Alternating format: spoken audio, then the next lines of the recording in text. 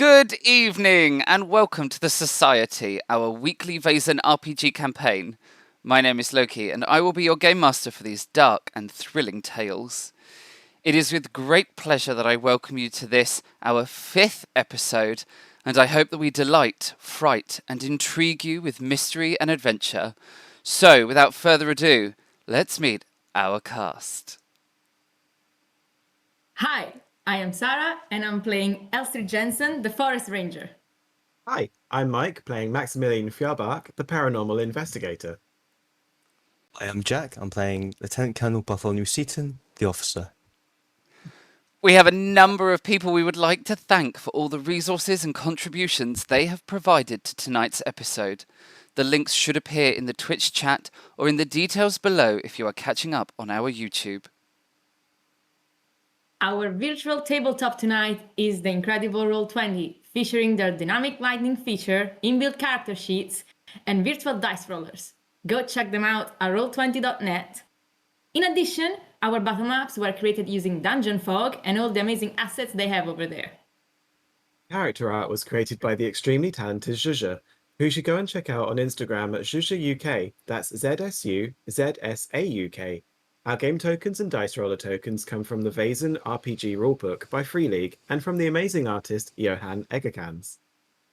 The music and ambient sound throughout the stream come from Tabletop Audio and Kevin McLeod at Incomptech, all provided via the Roll20 Jukebox. You can check both of these amazing artists out via their website at tabletopaudio.com and incomptech.com. And so, let's smash it into our 5th episode with the intro.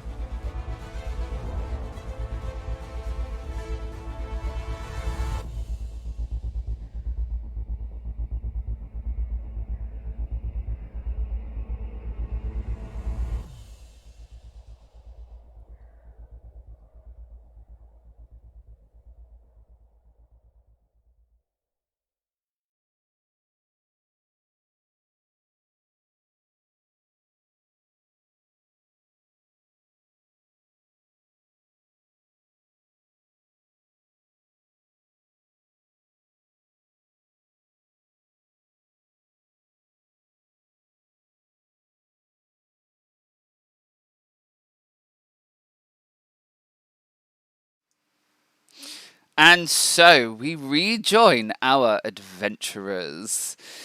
A quick recap on what happened last week. Encountering crazed villagers, consumed by religious fervour, who had decided to take matters into their own hands by setting alight to some of the houses in the village, our adventurers confronted Knut, the travelling priest who has incited this violence within the village. The scene turned ugly. Weapons were drawn, shots were fired. In the midst of the commotion, the missing children and Inga, the missing villager, appeared from the fog like spectres. Known as the Returned, they took matters into their own hands, taking their vengeance out on the priest and those who were helping him, for it was he who had hurt Gætir, and they were determined to punish anyone who had upset their friend. Resolving the situation with the priest's untimely demise, Our adventurers seek refuge, rest, and recovery in the Vertshuset. Realizing that there is only one place left to go, they gather themselves together, steel their courage, and head towards the gates of hell.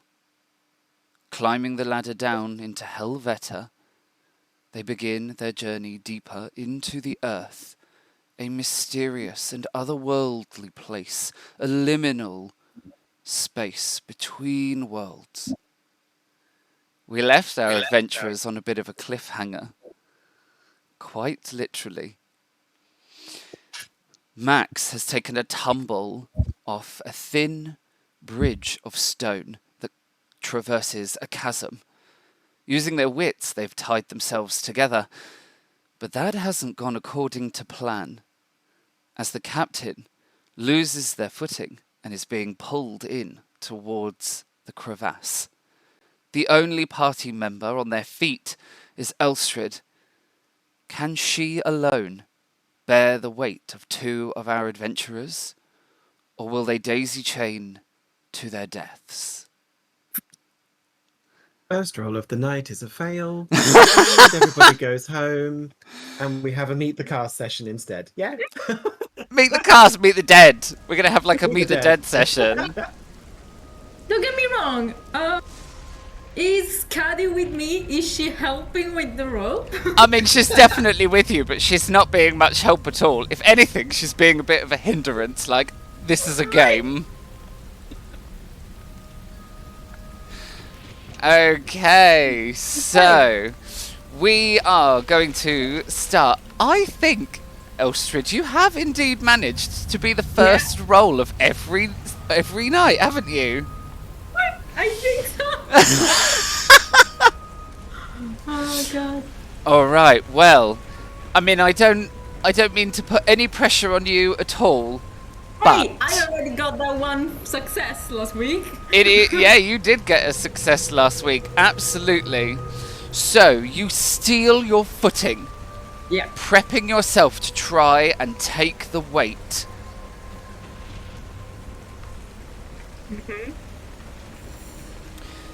There is a kind of cry that comes out of Max as he realizes that he finds himself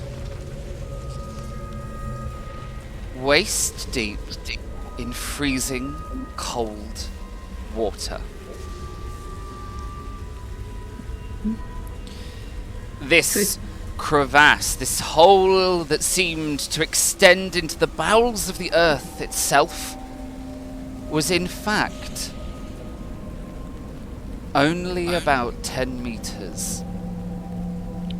The bottom of which was filled with dark water that reflected the sort of stormy sky above, creating the illusion of immeasurable depth. Okay. Captain, Elstrid has a success, which means you are not going to fall into the hole and into the water, but I'm going to steal that roll from you, Elstrid. Captain, can I get an agility roll from you to see if you are able to kind of grab hold of the lip of the side of the edge before you too are plunged into this icy water? The Colonel certainly can. Oh, the Colonel. Whoa. Yeah, I mean, I prefaced this right at the beginning of episode 1. I'm rubbish with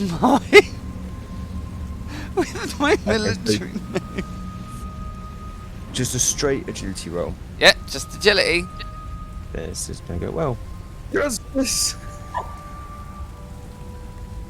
unheard of. It's uncanny. Who are you?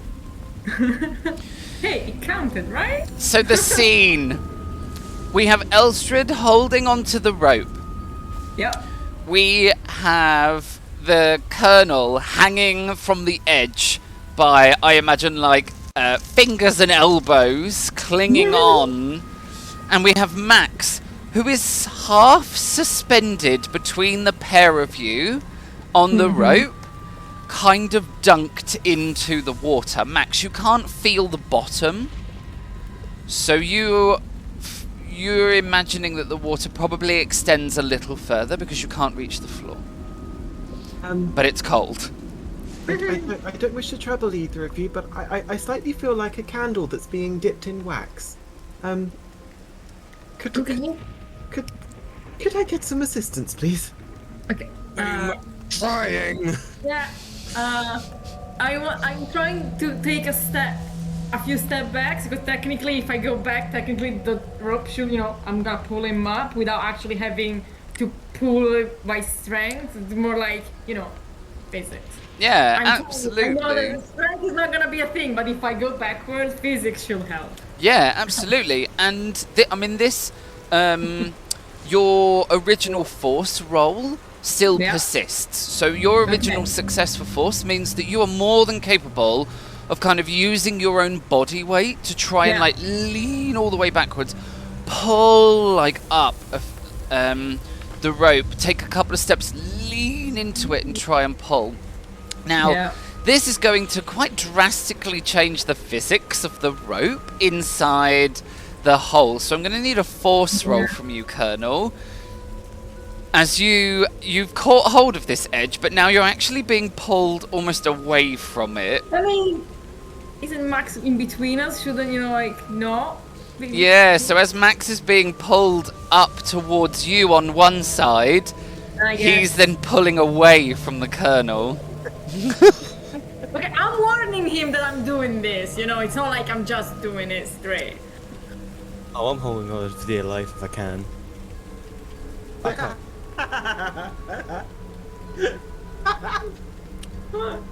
I feel like now the universe is again in balance. Yes, absolutely. Okay, so as you begin to heave Max up, the Colonel is holding onto the edges of the hole, and as the forces begin to pull the Colonel away from the edge, the kind of loose rock chipping slate begins to give away. You lose purchase, and you plunge from the edge into the freezing cold water. Well, oh god. That'd be nice right about now. Absolutely. Sure. Good. Okay. Everybody right down there. Is there something to tie the rope onto, and then we can pull ourselves out rather than potentially you joining us as well? Yeah. Is there anything that I can tie the rope to? Yeah, absolutely. There's loads of jagged rock faces, boulders. You could very easily find something to tie them up with. To. Then I will try to do that. With, obviously, as a ranger, I know the best knots to use. Not as good as, possibly sailor's knots, but something that won't slip. Yeah, absolutely.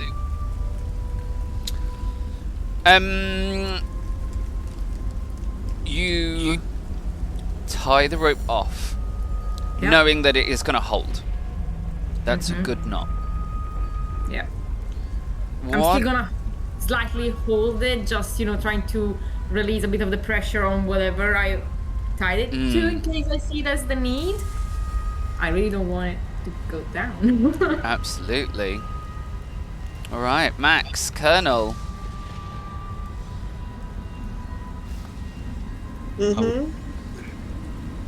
Untie myself from the rope and allow Max to climb up first.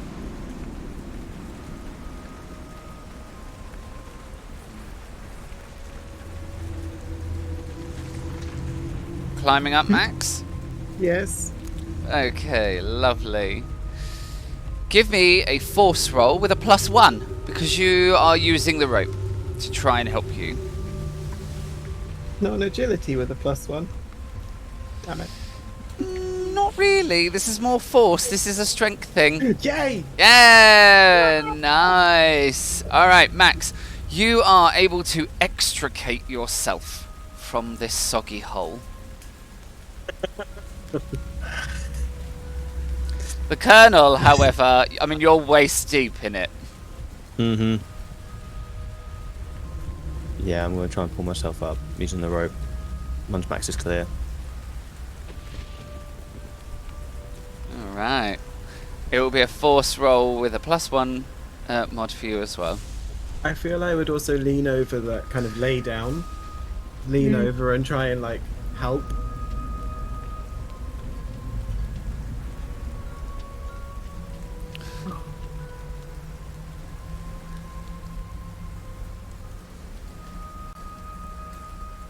What can Not playing with you again, Jack. This is where I die. we... Nope. You are, all of you together, are able to Yeah. rescue the Colonel from the hole. However, the Colonel is unlikely to ever live this down. Being completely unable to rescue themselves from the hole, they have been rescued by their companions. I mean, come on. He's wearing the full-on jacket, the boots. He's wet down. Obviously, it's not. It's slippery slope. One mention this to anyone. Ever again. Phew. Ever, Max. But Ever. you don't smell like you anymore. Once we're out of here, I will be lighting a fat old cigar. And it will be restored. While I'm on the side, drying out and hiding my embarrassment, I would like to check my gunpowder for my rifle to make sure it hasn't got too wet. Good shout. It is a good job that you are a well-trained soldier and maintain your gunpowder case, because that has meant that it is waterproof.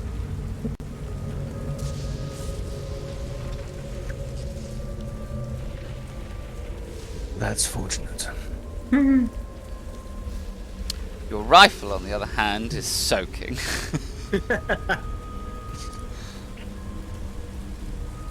Yes. I will try and dry it out, but I know we have not got time to do it properly or efficiently. Yep. I know it's not gonna really help for like the powder and the actual stuff that is in the rifle, but I'm gonna offer him, I don't know, whatever I have of dry tissues or something to him, because obviously I'm the one that is not wet. Here, have a hanky. Yeah, that's the word. Handkerchief. Thank you. You're welcome.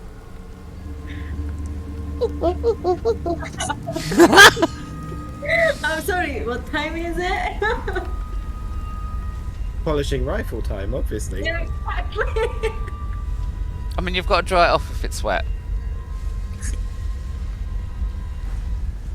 What? You have to. A soggy rifle is just not going to cut it. Oh, at least we're past the watershed. We had a content warning at the start. We're fine. I It's don't know. not- that'd be 30 really bad. minutes in or 20 minutes of game time, is it the new record?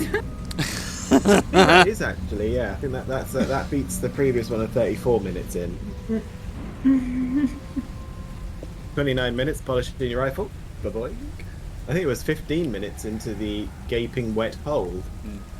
Oh, that is a very fair point. No wonder my rifle's wet. That's- Exactly. So You're now not that just you flinging have, yourself into these dark wet spaces. so now that you have rescued yourselves from this unfortunate event, What are you going to do? Well, we need to try to cross it again. Being extra careful, Yeah. you are able, the three of you, to cross over the narrow bit of stone that bridges the gap.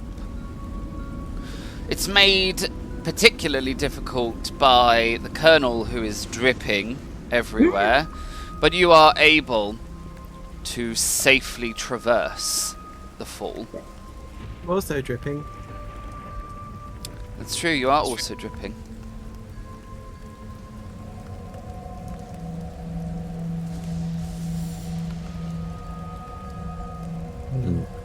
We appear to have a glowing stream again and another waterfall. Water cascades into this chamber. Above you, the ground hasn't the roof of this cave, the ground hasn't completely given way. It has created a strange lattice effect in the roof above, and thus a lattice effect in the light below. The shadows that fall between the shafts of light that reach down into this darkness are strangely illuminated by the stream that runs through the cavern.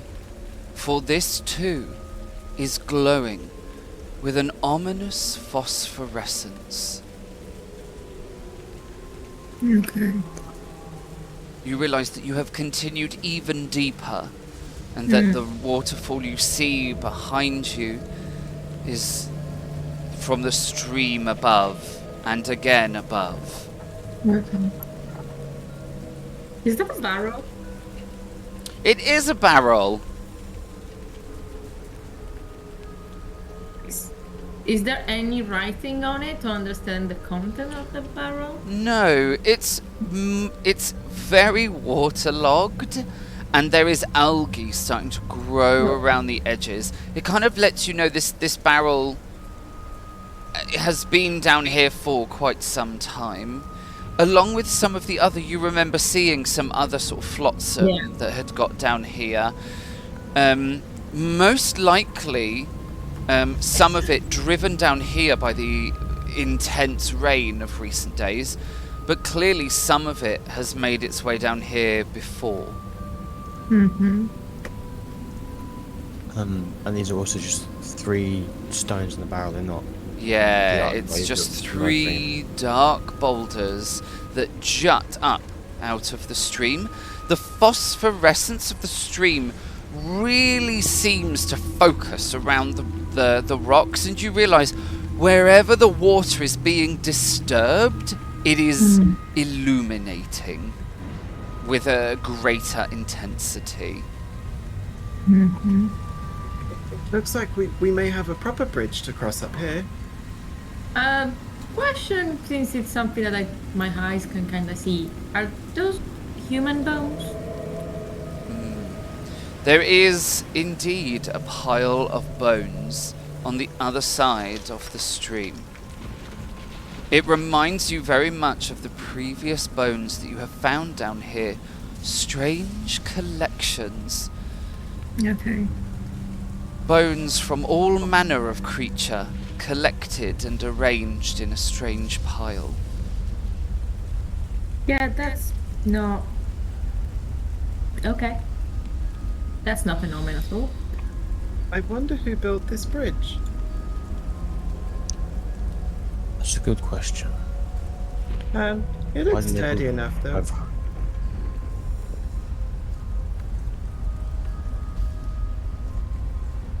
Waiting for Luke to go and you fall off and die. No, the bridge is sturdy and well made. It doesn't look like it's being tended to, so you don't think anyone's coming down here regularly. Rather that the bridge itself, the construction was of such good quality that it is enduring. It doesn't look recent. It doesn't look recent, no. It reminds you a little bit of the ladder that you climbed down to get into here. Yeah. Very well made, except exceptional craftsmanship and quality, but it's been there for a long time. I mean, wooden bridge and water, not really tended to. Still here. Okay. It gets dark up here, by the way. Oh yeah, I'm assuming since there is no water, no glowing. Yes, and in this chamber, the ceiling kind of seals over this quite low cave.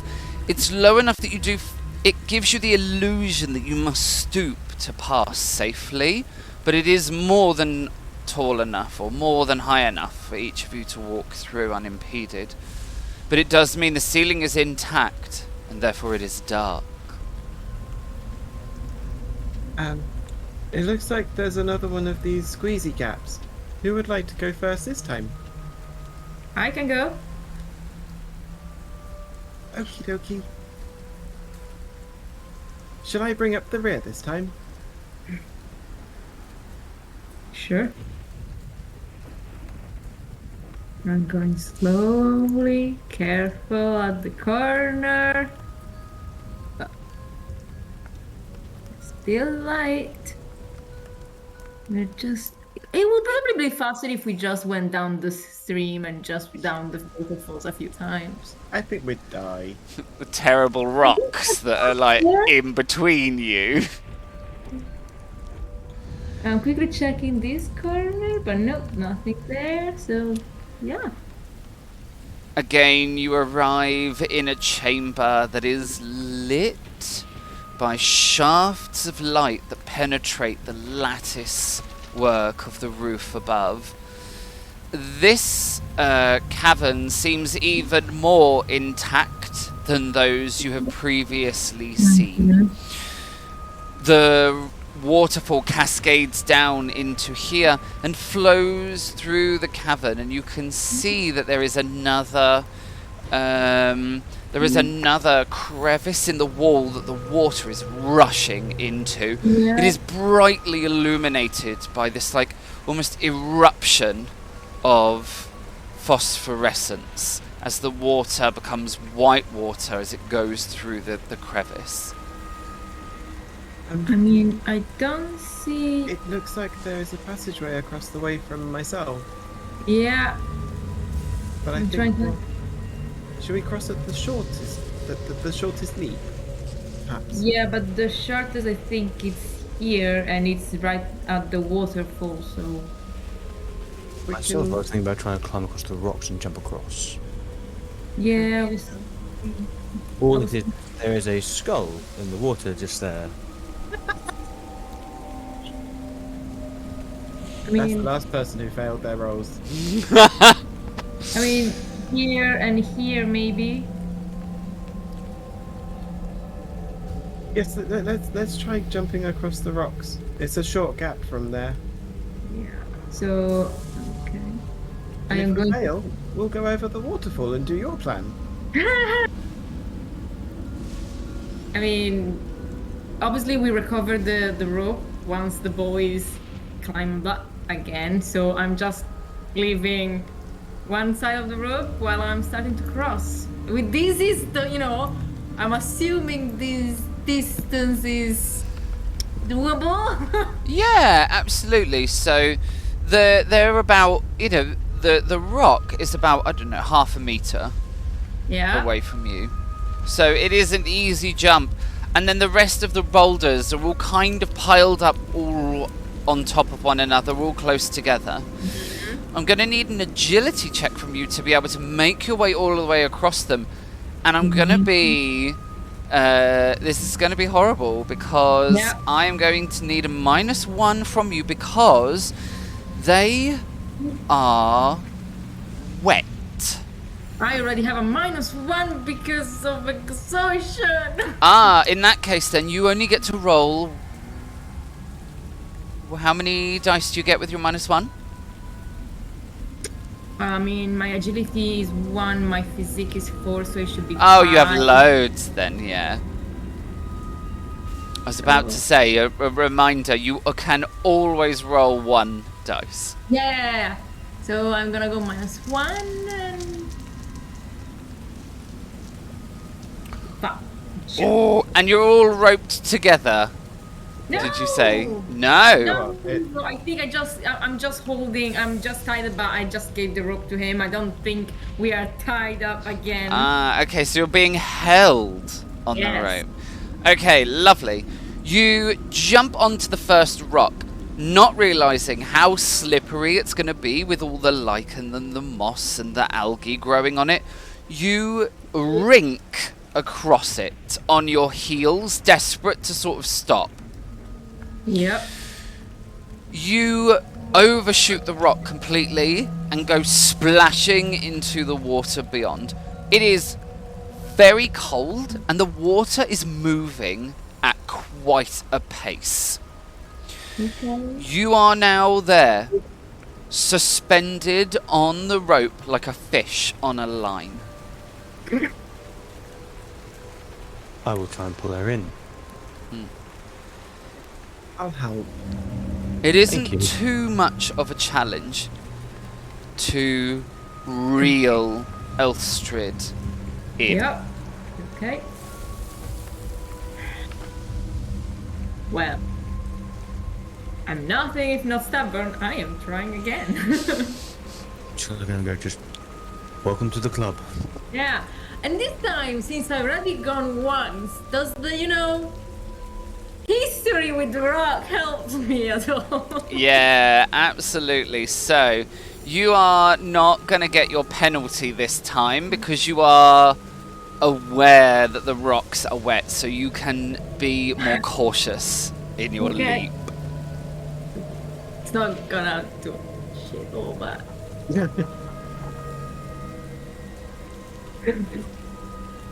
No. Okay.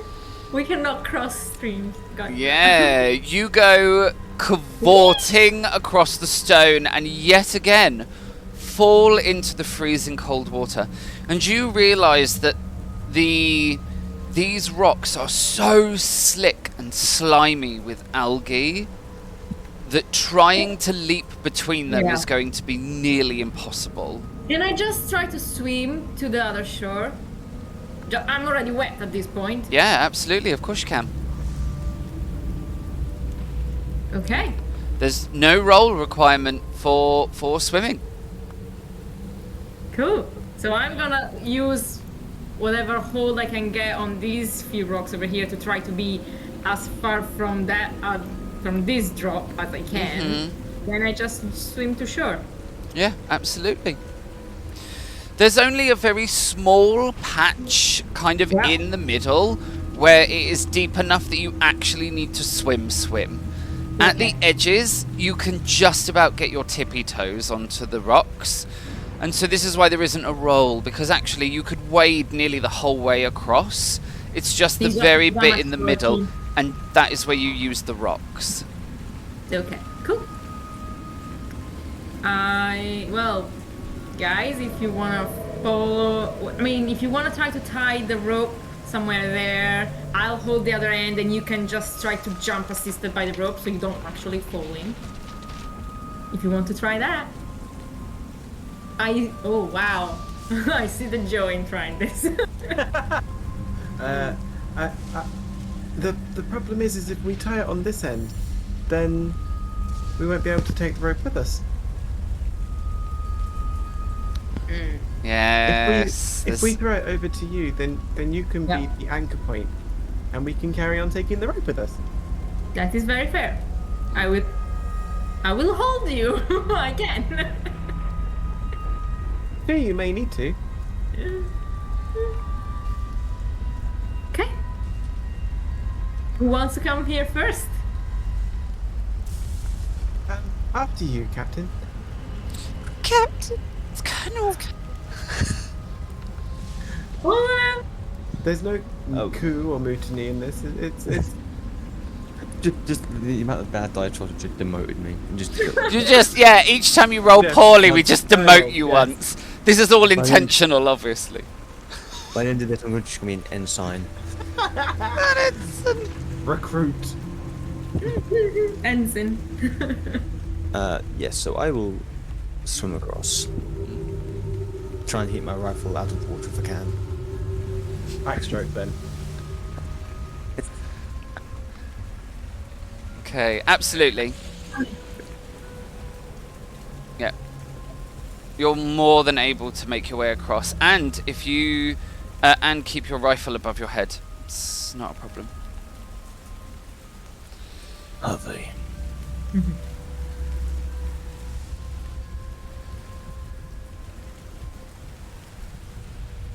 I mean, Max. Yes, I'm going to try and jump across. Come over to here and launch myself onto the rocks. Agility? Yes, agility if you're doing rocks. Yeah. I already know they're slippy, so I'm guessing not the -1. Yeah. So just a straight agility roll. Go on, you bastard. I'll swim the rest of the way. Yeah. You kind of like, you leap onto one rock, do that wobbly arm pirouette thing, and just go splash into the water. Absolutely. Whew. That was refreshing. Reminded me after, like, what we do after a sauna.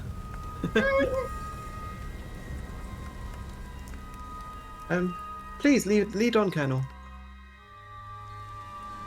So we'll make our way back around this way, past the ominous skull. Mm-hmm. That is very tiny. Looking into the water, is it a... Because it doesn't exactly look like a human skull from a picture. Mm-hmm. Like a vampire. Yeah, there is a skull just gently bobbing its way down the river. What it is, you're not sure.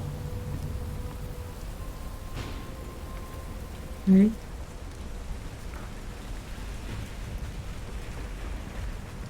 Alas, poor Moving Yorick. on. I knew him well.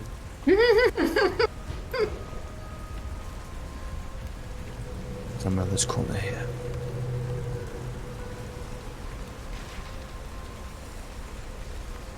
To you, Sarah.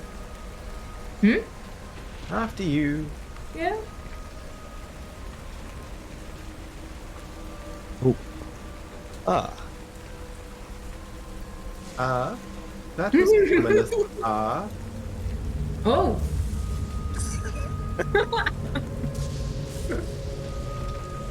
The colonel just kind of, I'm Yeah. seeing that, just kind of halts and freezes, staring at it. Okay. No vowel? Ah, okay, yes. Vowel You- for well. You all walk down a tunnel. The cave tunnel joins overhead, and it feels like you are walking into the bowels of the earth. It is cold, it is wet, you are wet and cold, and you can hear the sounds of, you can hear the sort of the dripping sounds of the cavern. Beyond, you see a huge cavern. It is filled almost entirely with a pool of water that is faintly glowing. You can hear and see the waterfall cascading down on the wall beyond, and it is an impressive sight. This is the largest of the waterfalls you have seen down here, and it pours down from the roof above, creating a curtain of water.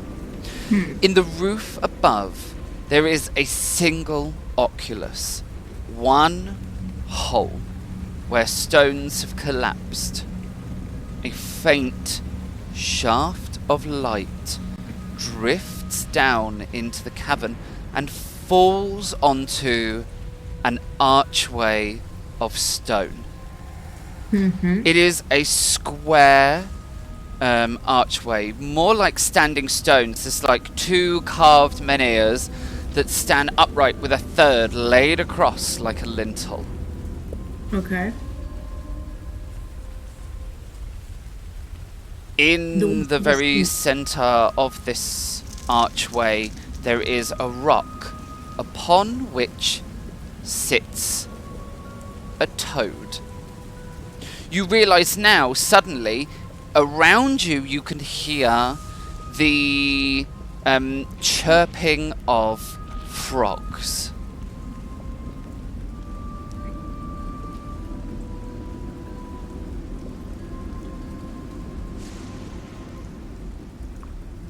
Is there moss on the rock? Yes, there is. Is it green? It is. Does it look like hair? No, it does just look like long trails of algae upon which sits the frog. Mm-hmm. Tell me you two are seeing the same thing I am. You mean the same thing from my dream the other night? Oh, And that answers that question. Although, I didn't expect a frog. Nor I. Do I feel- remember? Sorry. No, I feel we may have had the same dream. Absolutely. TM, Yep. would I remember the tune, not the song, but just the tune that was being sung by the Fey voice? Yes, absolutely, you would remember it. And now that you are in this chamber, it sounds... If you remember the whole way through Helvette, you have been able to hear almost at the very edges of your sound, or like at the very edges of your hearing, you've been able to hear like a song being sung. Mm-hmm. I'd like to hum the tune. Just to see if it gets any response. The tune that you hum echoes out into the cavern. It is a strange, jaunty tune. Not like anything you've ever heard before other than in this dream. It echoes out, slightly dancing, but also macabre. Mm-hmm. It fills you with both dread and hope at the same time.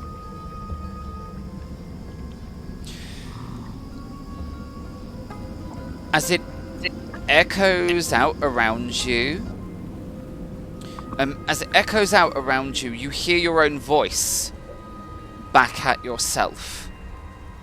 And it goes around and around, mixing with the very faint song that you can hear at the edges of your hearing.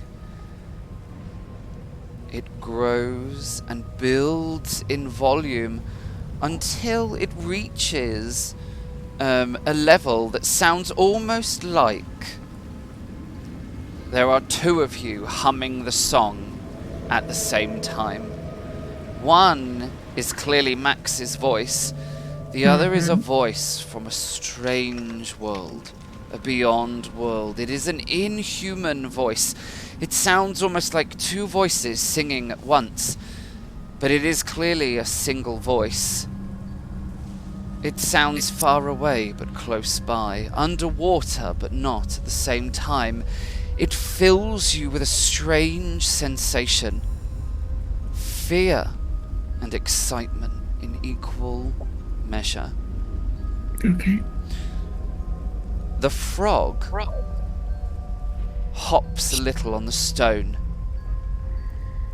and in the strange half-light of the chamber, lit by the illumination of the pool and the strange shaft of light that comes down through the oculus above, the frog seems to merge with the green algae, the edges blurring so that you find it really difficult to break apart where the frog and the algae begin and end. I'm going to need each of you to make me a fear check. You either roll logic or empathy, deciding how it is you yourself are going to try and make sense as the green sort of form before you on the rock. You see a pale, webbed hand on a very thin arm kind of reach around with a little comb and begin to comb the algae. And the scene before you suddenly turns into, you realise you're no longer looking at a frog sitting on a stone with algae, rather a creature, small and pale, with green hair cascading around it. It is sitting with its back to you, so you can see this huddled little figure behind this long mane of green hair, and all you see is a little webbed hand with a brush come to begin combing the hair. And I need each of you to make a fear check as you see this creature. Any pluses? No, it is just empathy or logic. There you go. Hmm.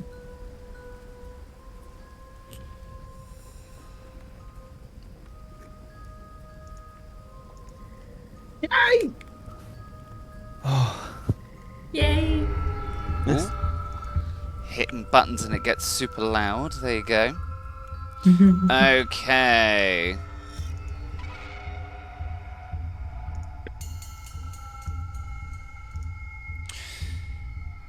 Elstrid, you are going to take on a mental condition as you bear witness to this unearthly creature. Max and the Colonel, you are able to steel yourselves against it. Okay. I am almost gone, people.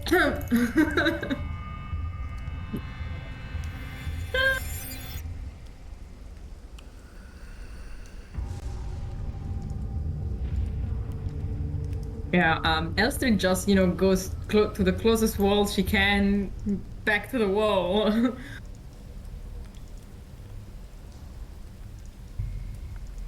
Elstrid, honestly, it's fine. It's fine. I don't believe she means us any harm. I mean, but that I don't understand. This is the creature that lives here. This is its home. Long before people were ever here, she has been here. She is the one who started the rain and the fog.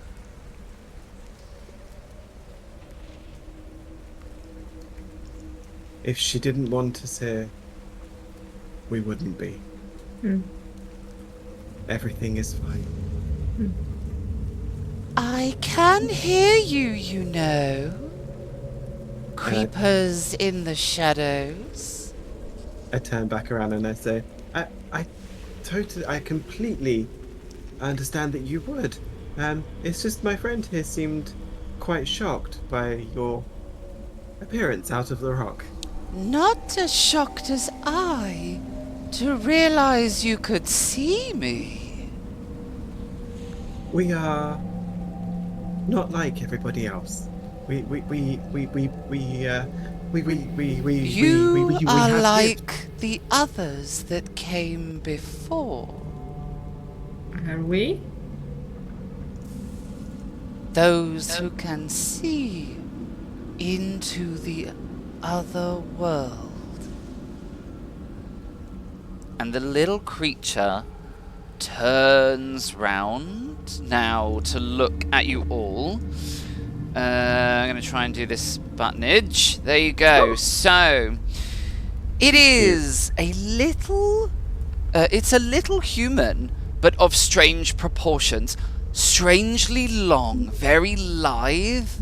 The limbs are really long and thin and delicate. The body is really long and thin. The face is unearthly. It is not of this world. Okay. A little nose, reminiscent of that little tip of a frog. A little mouth, and gigantic, dark, glassy eyes. Green hair cascades down from the crown of this little being's head all the way to its feet and into the water below. The creature is not wearing any form of clothing, nor symbology, nor nothing. It is fey. It is nymph. It is elfin. All these words come to your mind as you try to perceive what it is that you are looking at. Mm-hmm. It sort of smiles at you, although its expression is very difficult to read as the face is so inhuman.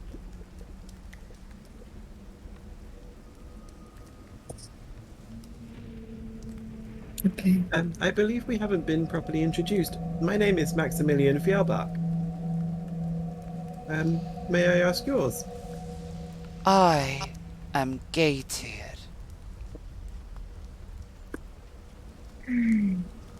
It is nice to finally meet you.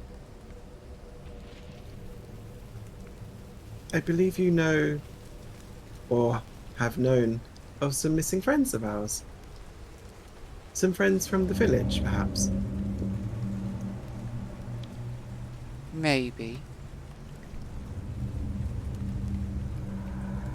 It's just when you sent Inga out to deal with the priest, the one who was shouting the names of the Christian god. The Dark One She mentioned crept your name. into my house, into my home, and spouted those words of power. Tried to drive Gætir away. Tried to hurt us, kill us. Foolish mortal. You won't need to worry about him anymore, as he has passed on to the spirit world.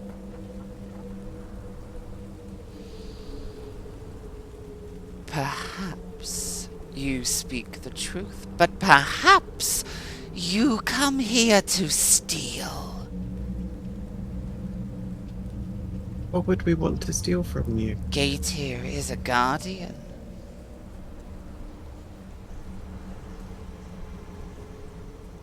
A guardian of what? Do not toy with me, mortal. Any of you brave enough to come down here knows why you have come. Well, we did have a letter and a key. The letter told us. Yes, Show Gætir the key. the letter told us to come here. The key. And- Show Gætir the key. Rabbit's foot, snail, twine, key. This little creature gets up and swan dives into the pool, vanishing momentarily in the sparkling phosphorescence of this lake. She reappears right at the edge of the pool. It's not like she emerges from the water, more she is the water and just comes into being at the edges of the pool. She takes a single step out of the water and onto the land. Not quite walking, not quite on all fours, but some strange flowing combination in between. The way she moves on land is like ripples.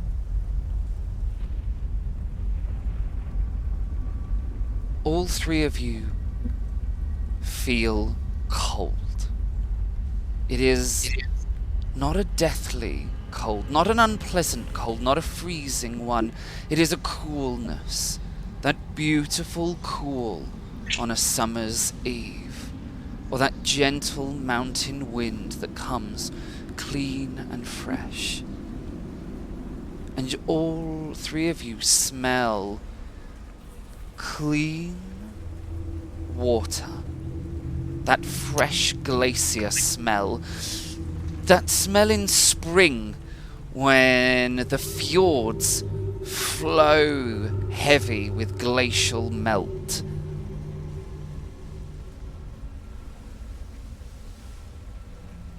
She reaches out a tiny webbed hand towards you, Max. The key. Why do you want it? She turns her head and it almost ripples down her as if you were kind of seeing her through the surface of the water before she comes back into focus. And she looks at you real beady-eyed.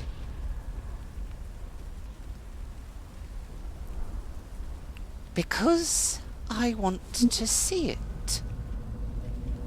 Of You know what course. Do you know what it's for?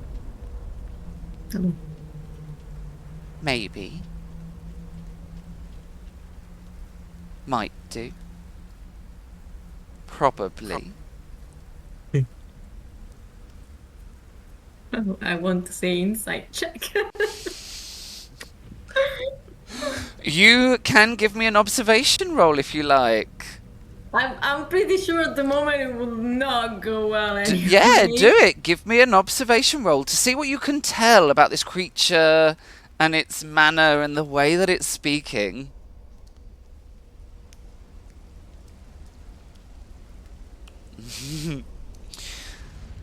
This, you know two things. Number one, this creature is so otherworldly. Yeah. You I have don't know no who- idea Yeah. what it wants, what its motivations are. You can't even tell what it's thinking. Yeah. The second thing you know, this creature is extremely intelligent and very dangerous. Yeah. So, one thing I'm gonna do is because at the moment Elstrid is kind of scared shitless, and I always have, some herbs with me, and I'm just gonna take something to calm down. Just like take a little grab of this bitter root and just start Yeah. chewing on it to try and, calm yourself, calm your Yeah. nerves. Does that help me? Not in this situation. Ah, You know that it takes a little while for these herbs to take effect. But you know that at least they will lower your heart rate so that it isn't hammering in your chest. Gætir turns to you, Max, again and says, "Give me the key." As long as you promise to give it back. As it was left to us. And so we feel a duty of care to it. Her little hand comes up and she begins to kind of twiddle some of her, like, algae hair as she looks at you. And then she says, "Give me the key." And I need said- you to make me an observation check as she makes eye contact with you and you feel some sort of force gather. Just straight observation, yeah. Just straight observation. I don't go the Fey way, I'll have you know. You feel deeply compelled to give her the key. Every fibre of your being, every thought in your mind turns to giving her the key. But there is a split second where you hesitate. And your mind clears. And you realise that this creature is trying to exert some sort of... She's trying to exert her will against you.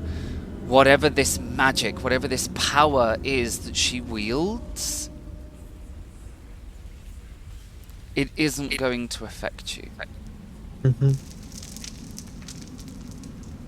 I asked you for a promise.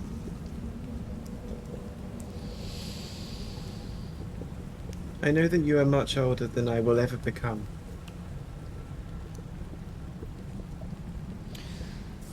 But I need to look after the key. Well, drat and frog spawn. It's been a long time since I've had a mortal resist me. How disappointing. Clearly this is not the best form.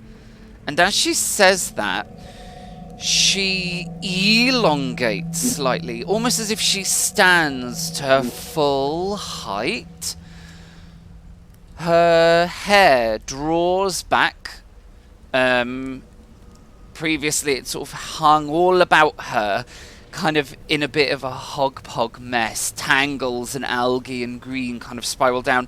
But it draws itself back into complex braids. And from the very roots of the hairs to the very tips, it darkens into a sort of black-brown, the colour of seaweed. That dark colour.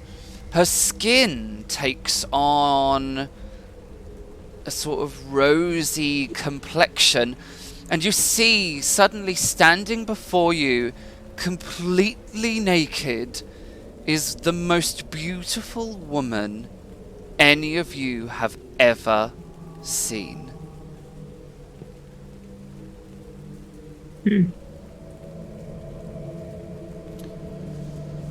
Her head turns delicately, and she looks at the Colonel. And she says,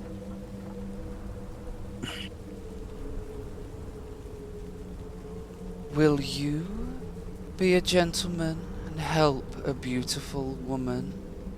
And I need you to make an observation check. Oh no. Oh no. Let's see how persuasive the Colonel can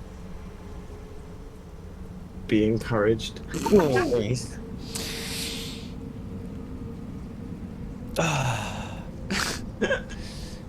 You don't even hesitate. Your heels click together, and you give this woman a little gentlemanly bow, and you say, "Of course, my lady, I will help you with anything you desire."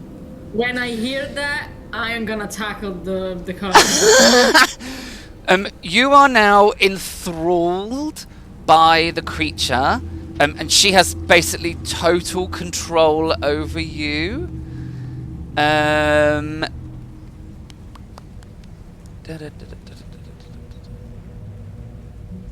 Okay, so she now has total control over you, and there is no resisting her beauty. Okay. Okay. Do you want to... Are you going to full on tackle the Colonel? Yeah. Alright, in that case then, I guess we're going into initiative then, because you are going to try and attack the Colonel. I mean, it's not an attack. I just want to stop him. Technically it is, so a grapple or a grab is an attacking action. So what we're going to do, we're going to try and we're going to resolve that first before we go into initiative, and we'll see what happens. Okay. Okay, so it is going to need to be agility versus force. You can both pick what you want to roll. It's a contested roll, so you either pick agility or force. You pick. Okay. It's one success for me. No. Hearing. Okay, so in this instance, Eldstrid, you are going to miss. you are going to kind of like dash forward to try and kind of like grab or grapple the Colonel, but he is just going to put out a hand and just hold you at arm's reach away from him. Because I'm tiny. It's not a threatening action. It's not like the Colonel has grabbed hold of you in a threatening manner. The Colonel is just holding you at arm's reach so you can't grab him. Okay. Gætir looks at you both and says, I really want to see that key. And your mean friend isn't letting me.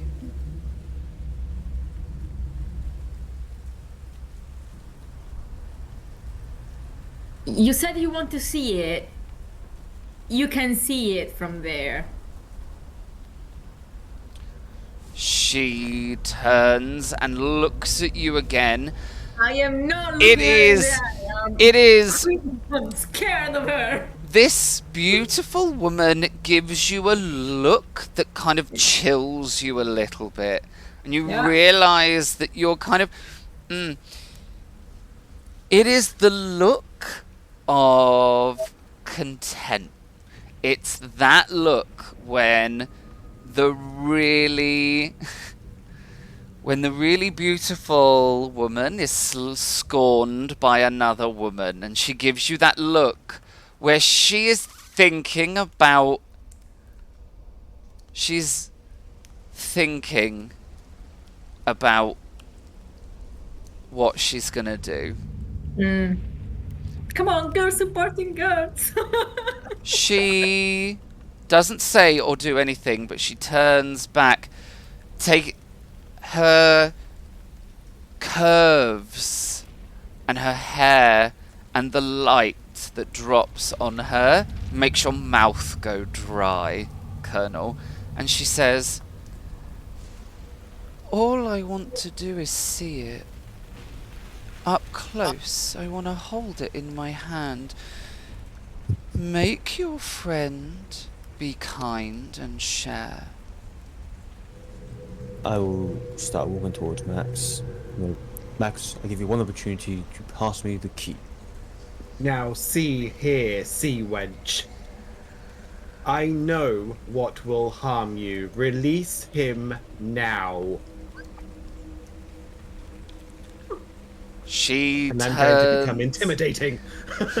She turns, looks right at you, and the beautiful human face that you see is suddenly marred by the black, glassy eyes that Gætir had originally, and she just kind of blinks at you in sort of shock. Give me an intimidation roll. Please don't fail me now, Max. Where's intimidation? At the end. Oh, Spinderis.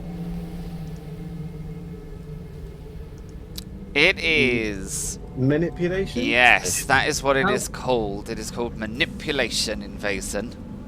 Do I get any modifiers? No. Please. Yes.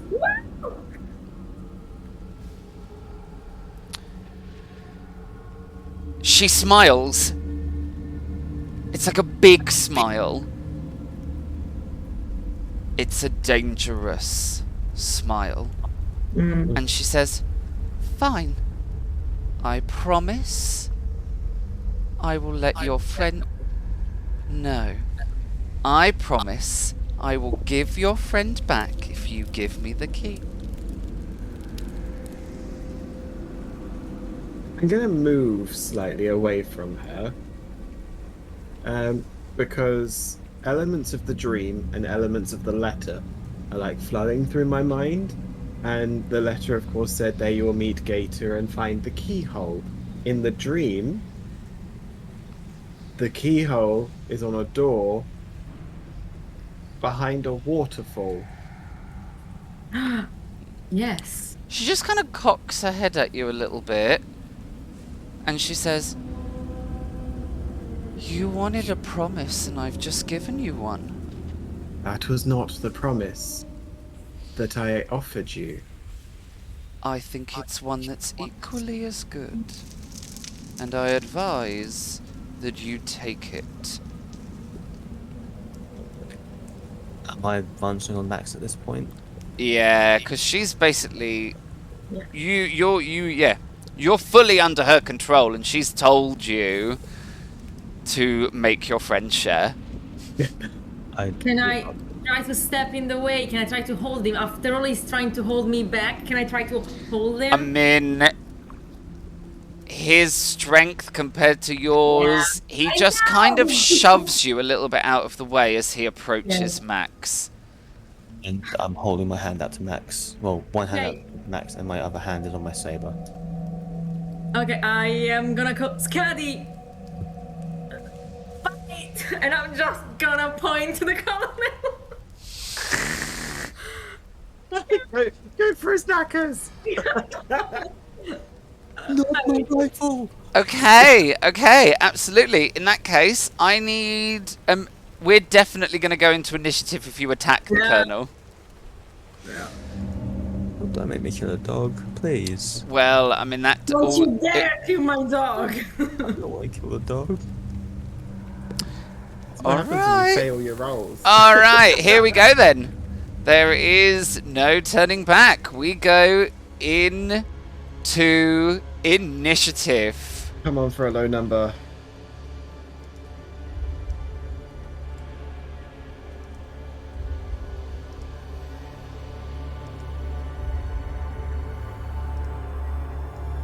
Alright. Oh, for fuck, I mean... Oh, bugger. I mean... Oh, amazing. I got a 1. Oh, Oh, fuck. Good. I got... I got a Around our fucking turns, 10! obviously. Okay.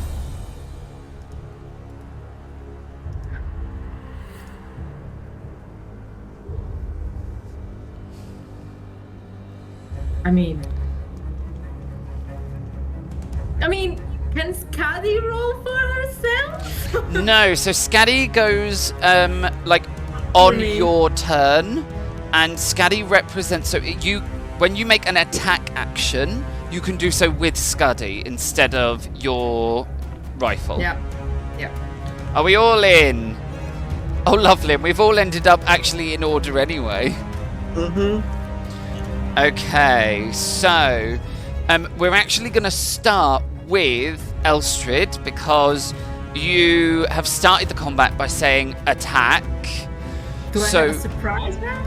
Kind of. It just means that we start with you, basically.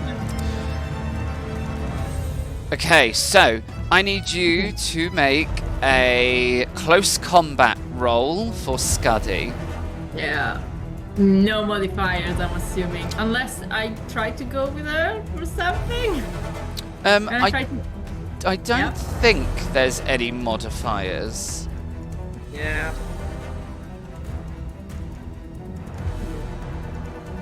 I mean, my hunting dog is a +3. Then yes, you get a +3 for your hunting dog.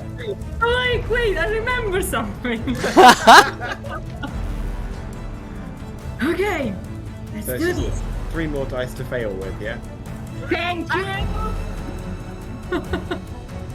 Okay, so you basically say to Scuddy, you're like, you order Scuddy to bite at the Colonel, and Scuddy kind of runs forward, but then hesitates a little bit, confused by the fact that is it a friend, is it not a friend, what is the order? But also, Scuddy's hair stands on end, as she approaches the Colonel, and she kind of, a low rumbling growl comes out of her, and she growls at the Colonel, almost like she senses something is wrong, and it frightens her. It is Gætir's turn.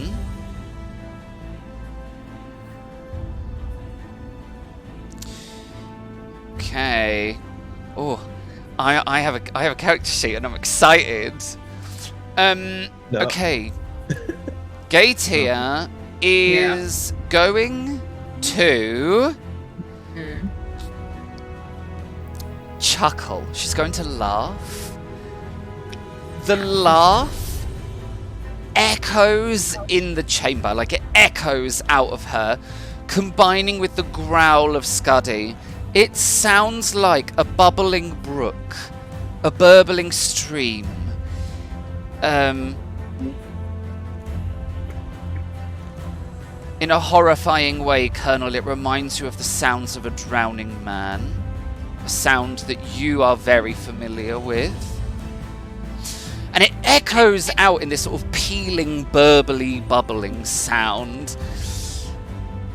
As she laughs, Max, the key sprouts little legs and tries to jump out of your hand. Give me an agility roll to see if you can shut your hand on the key quick enough to stop it from making a bid for freedom. Yes, I can. Okay, so you shut your hand on the key, and you feel that these little spindly legs that have projected out of the key are metal, like as if they're actually made out of the key itself. And it wriggles and writhes in your hand like you are holding a gigantic metal spider. Ooh. Max, it's your turn. Okie zones. Oh, of course. I forget that I can see them and you guys can't. You're kidding me. So I can get to there, yeah? In between the two, like... Yeah, I so can as a move fast there. action, you can move into the next zone. I can get to there. Yeah. Yeah, That's what I'm gonna do. absolutely. Okay. Because like, oh, actually,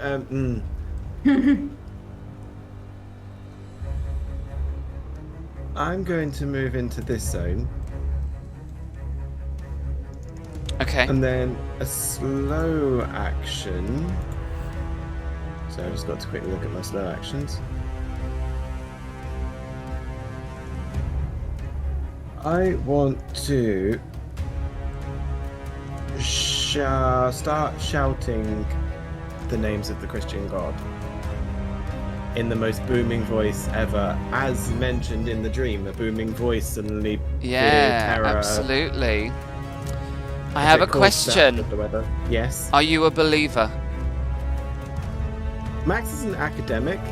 He believes in all the religions, but he looks at them from a outside in. He But believes you that are if not. people believe, But you're not. not a true. You're believer. not a true believer. When you shout the words of God like you heard in your dream, you hear only your voice. And it echoes through the chamber. There is no booming sound. There is no scream or shrill cry. Just the sound of your voice and the names of God echoing quietly through the chamber.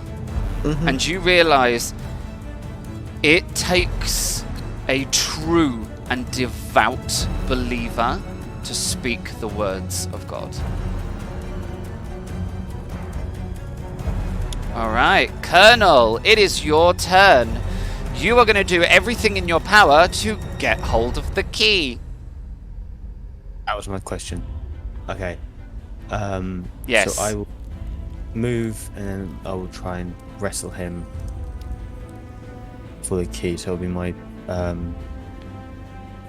Is he? Cause he's in a different zone. He right? technically classes as being in a different zone, yes. So can he? A little bit. Yeah, so you Okay, can you use can your get in fast there. action to move within the zones. Now, I will... So you can use a fast action to move into the next zone, and then you will have a slow action. So you can fast in, and then slow action wrestle. Wrestle. Okay, it is going to be an opposed force roll.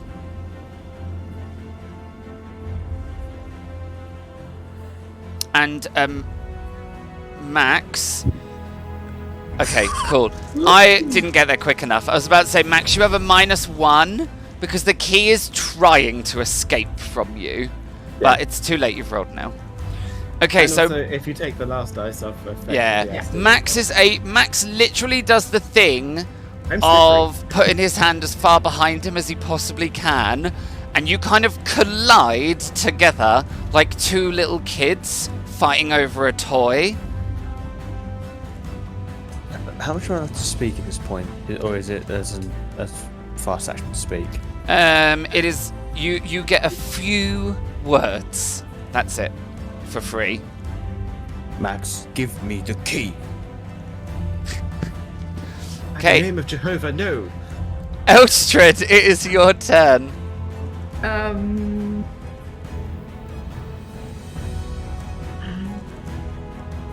I am gonna do possibly something stupid. I am gonna take my rifle, which it's probably still wet-ish Uh-huh. from... Yeah, still wet. Yeah. Can I still try to fire? Yeah, absolutely. So yeah, I am gonna try to fire my rifle Okay. at Gætir. Okay.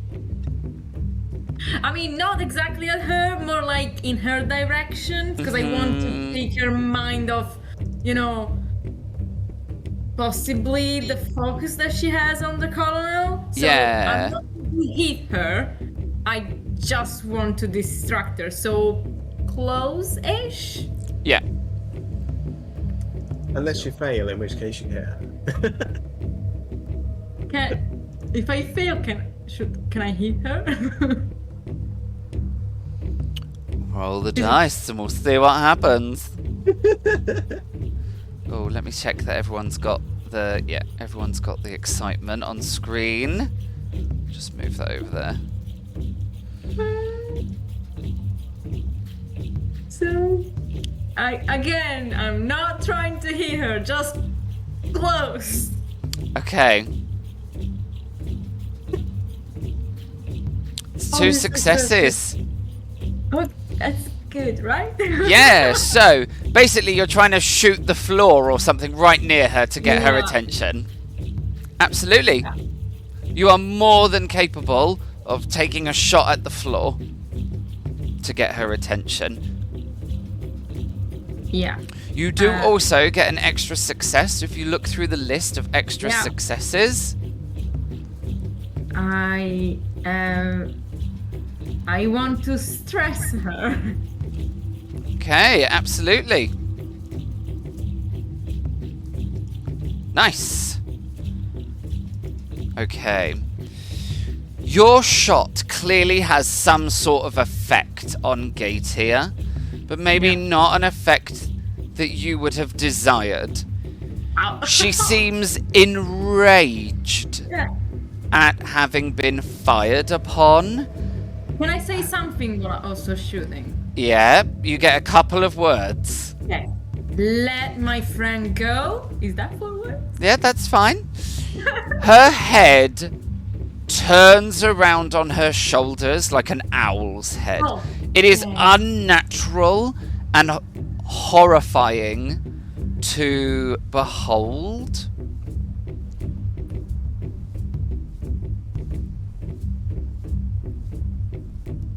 Okay, and I need you to give me a fear test. Okay. Okay. So again, it's empathy or... Empathy or logic?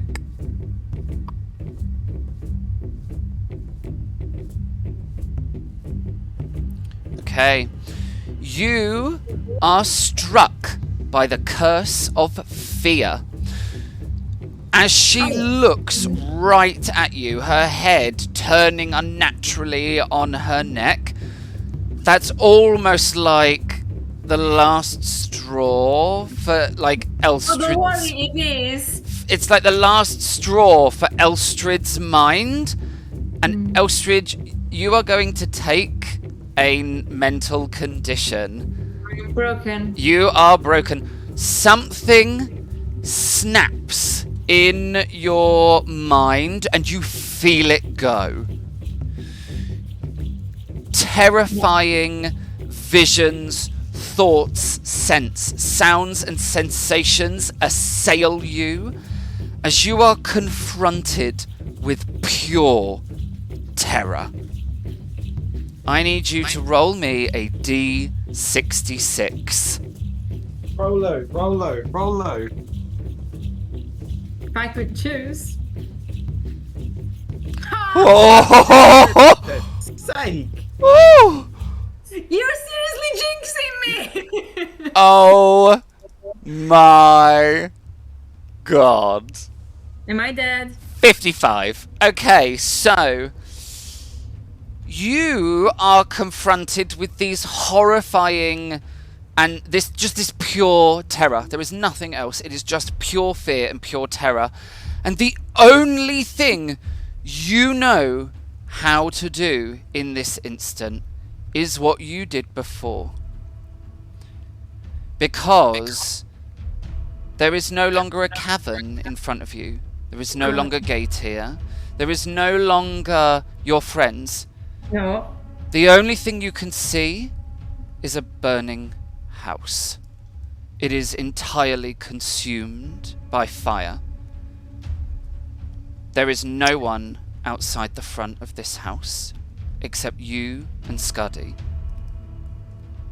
You are almost certain that within the sounds of roaring flames you can hear the screams of those being burned alive. And rather than try and help anyone, rather than try and save anyone, rather than be the hero, you collapse to the ground in almost a ball and just rock. Babbling, burbling, muttering nonsense to yourself as the fear just absolutely consumes you. 55. You have the critical injury return to childhood. It is going to last for 5... not even. It is chronic.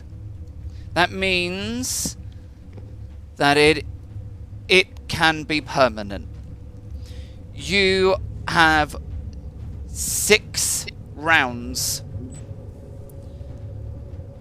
until you are permanently damaged by this. Can I try to fight it somehow? Or... Nope, that's you done. You have regressed into your childhood as your mind has snapped under the power of Gætir. You have 5 rounds. I'm going to add you in a counter. Yeah. So that we can keep a track.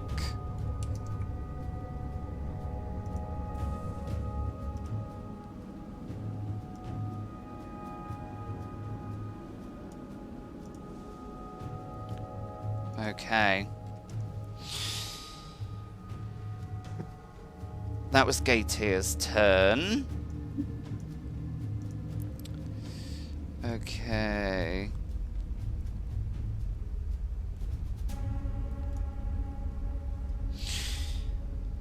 That's Gætir's slow action. As a fast action, she is going to giggle and just leap into the water emerging from it right next to the two boys. Like, she literally steps out of the water right next to the two of you. Max, you hear a terrified kind of choked scream erupt out of Elstrid, and you just see her kind of collapse into a heap on the floor where she's just rocking and just muttering. You are still, however, you're now engaged in all sorts of engagedness. It is your turn, Max. Oh, when Gætir appears out of the water, she will just look at you, Max, and say, "All I want is the key."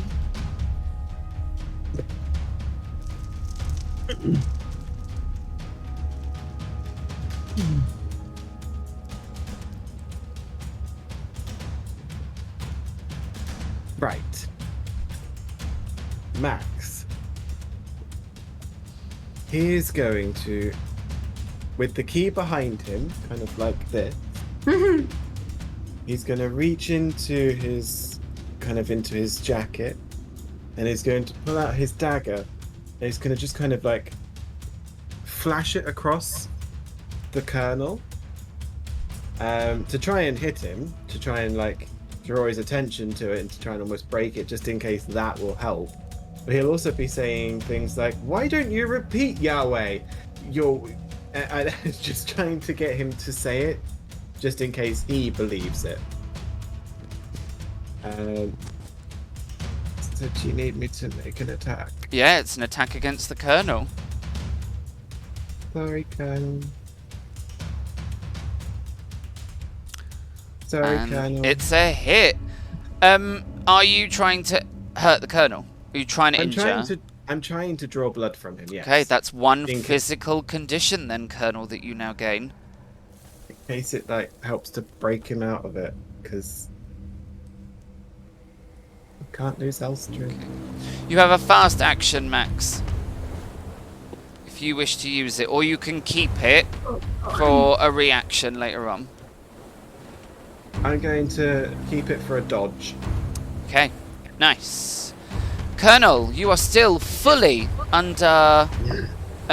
You are still fully under Gætir's thrall. The rule is still the same. Gætir only wants the key, and she is compelling you to get her the key, but she does not want you to spill blood. Yeah. So I will try and wrestle the key out from Max. Okay, it's opposed force rolls. Does my dodge do anything?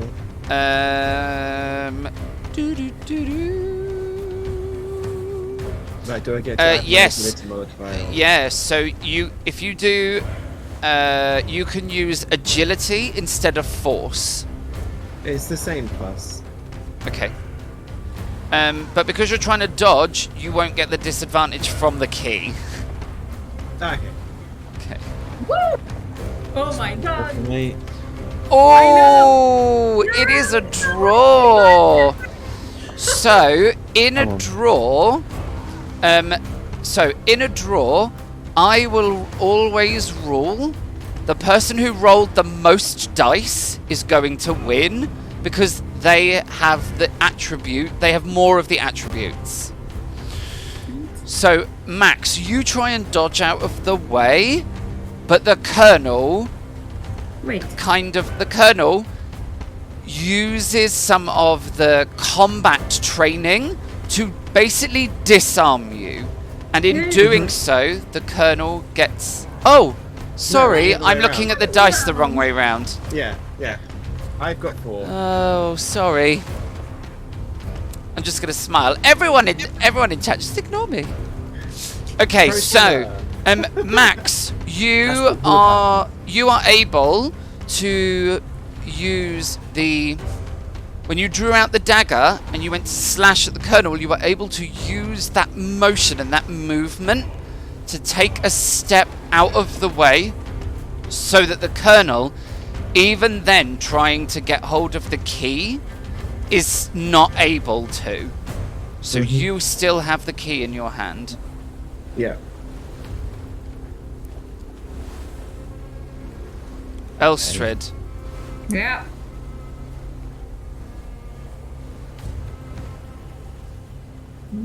There is a sickening sound of splintering wood that draws your attention as part of the roof collapses in on the burning building.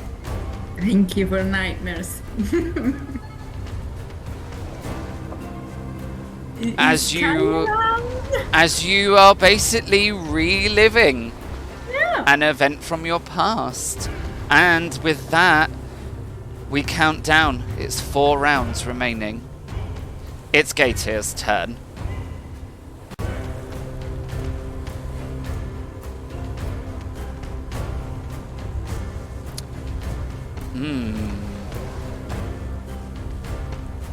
Okay. Gætir is going to try... What is Gætir going to do? Sorry, Sarah? Can Skadi do anything? No, because without your direction, Skadi is going to be doing the thing of like trying to lick your face and pour you to be like, are you okay? Are you dying? I'm so scared. Okay.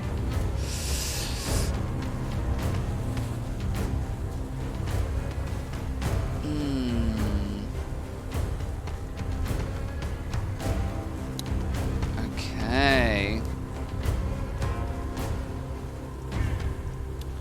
I am going to need you, Max, to make me a fear check.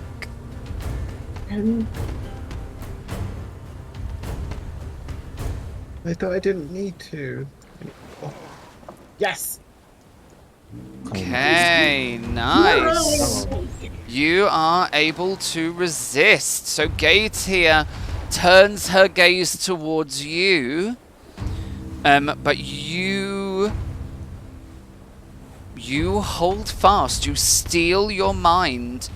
It is going to take more than some nightmarish visions to unhinge you. Like, that's part of the course. That's part of the day. Nightmarish visions. Yeah. So you are not affected by the fear curse, and It's you free. cannot be affected by it for the next 24 hours. Yay! Alright, Max, it's your turn. Gætir is just gonna say, just give me the key.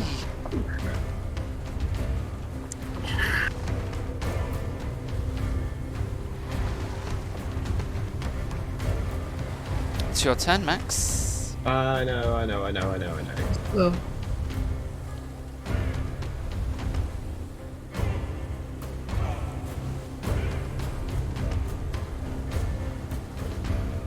Right.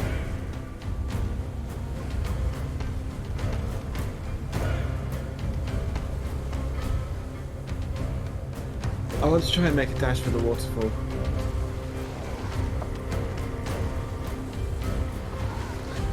Okay, you are in engaged range with 2 characters. So you are going to need to use the retreat. Well, you're going to need to try and retreat. I can't remember if that's a slow or... flee. It is a slow action. You need to make an agility check, basically. Okay, that you are successful. You are able to basically disengage. Okay. That's your slow action, so you've got 1 fast action left. So I can move into the next zone, or Yep. so I can move that far. Yeah, basically you can cross the line. It's just so stupid. Where the zones are in this is so silly. Welcome to me dividing up zones. Ta-da!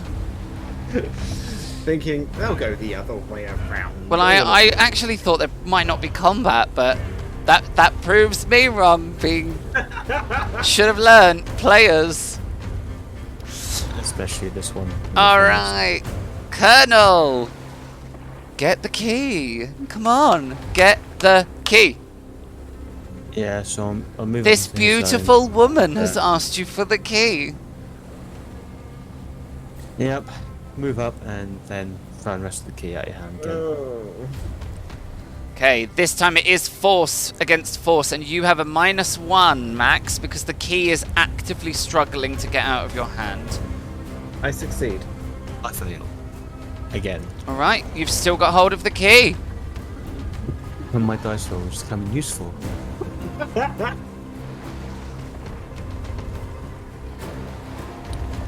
Elstred, Yeah. Nothing new here.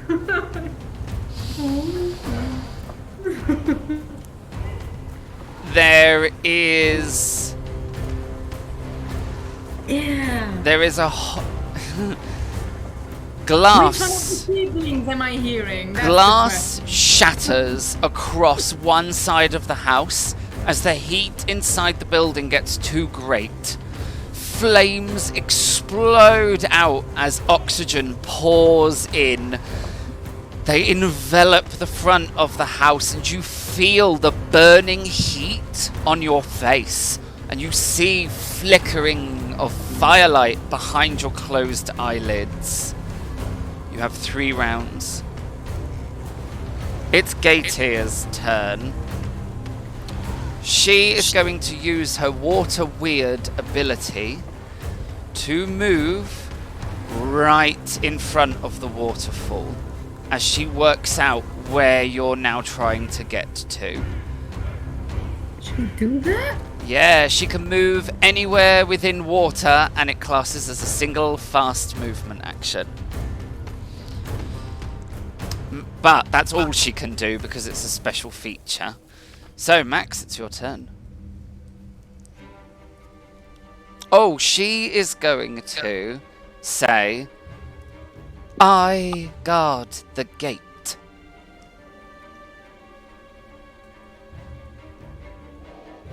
It's your turn, Max.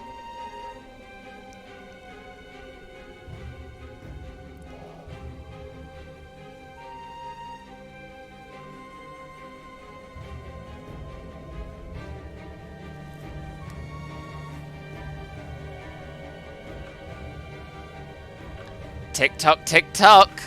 No, I know.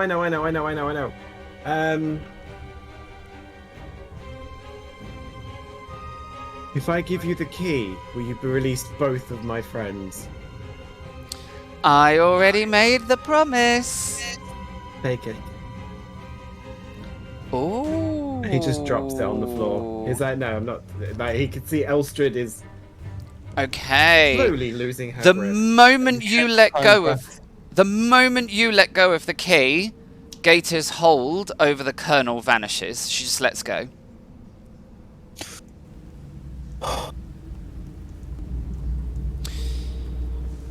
We are coming out of combat. Let me just get rid of all the turns and stuff. Max She- runs directly to Elstrid. Am I still? Yeah, you're still all kinds of it. Yeah. Gætir appears right in front of you, Colonel. She's picked the key up as she's emerged from the water, and she is so close to you, like almost inappropriately close. She gives a little giggle, and she says, "Well, at least one of you's a gentleman." Take your prize. She drifts backwards ever so slightly and then clambers back up onto her rock. Max, you're with Elstrid, who is a mess. After that interaction, am I able to run over to Elstrid as well? Yes, absolutely. There's no more turn order now, so feel free to move as you wish. I try to slap her out of it. Not literally, obviously, unless that's actually going to help. You want to try and help. Yes. Okay. I'll look to Max. Is there anything I can do to help? Are you a believer? In The Christian God. I'm doing this act very quietly like this. no.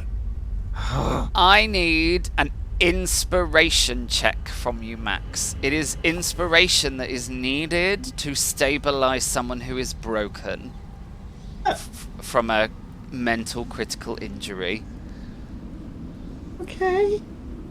That's not many dice, is it, Max? It was 4! Nice! Okay, so, Elstrid. I'm going to give you the tech, and then you two can do the roleplay. So the tech of this is, you now have on your character sheet, Elstrid, Yeah. you should see that there is a section called Insights and Defects. Yes. You now have a defect.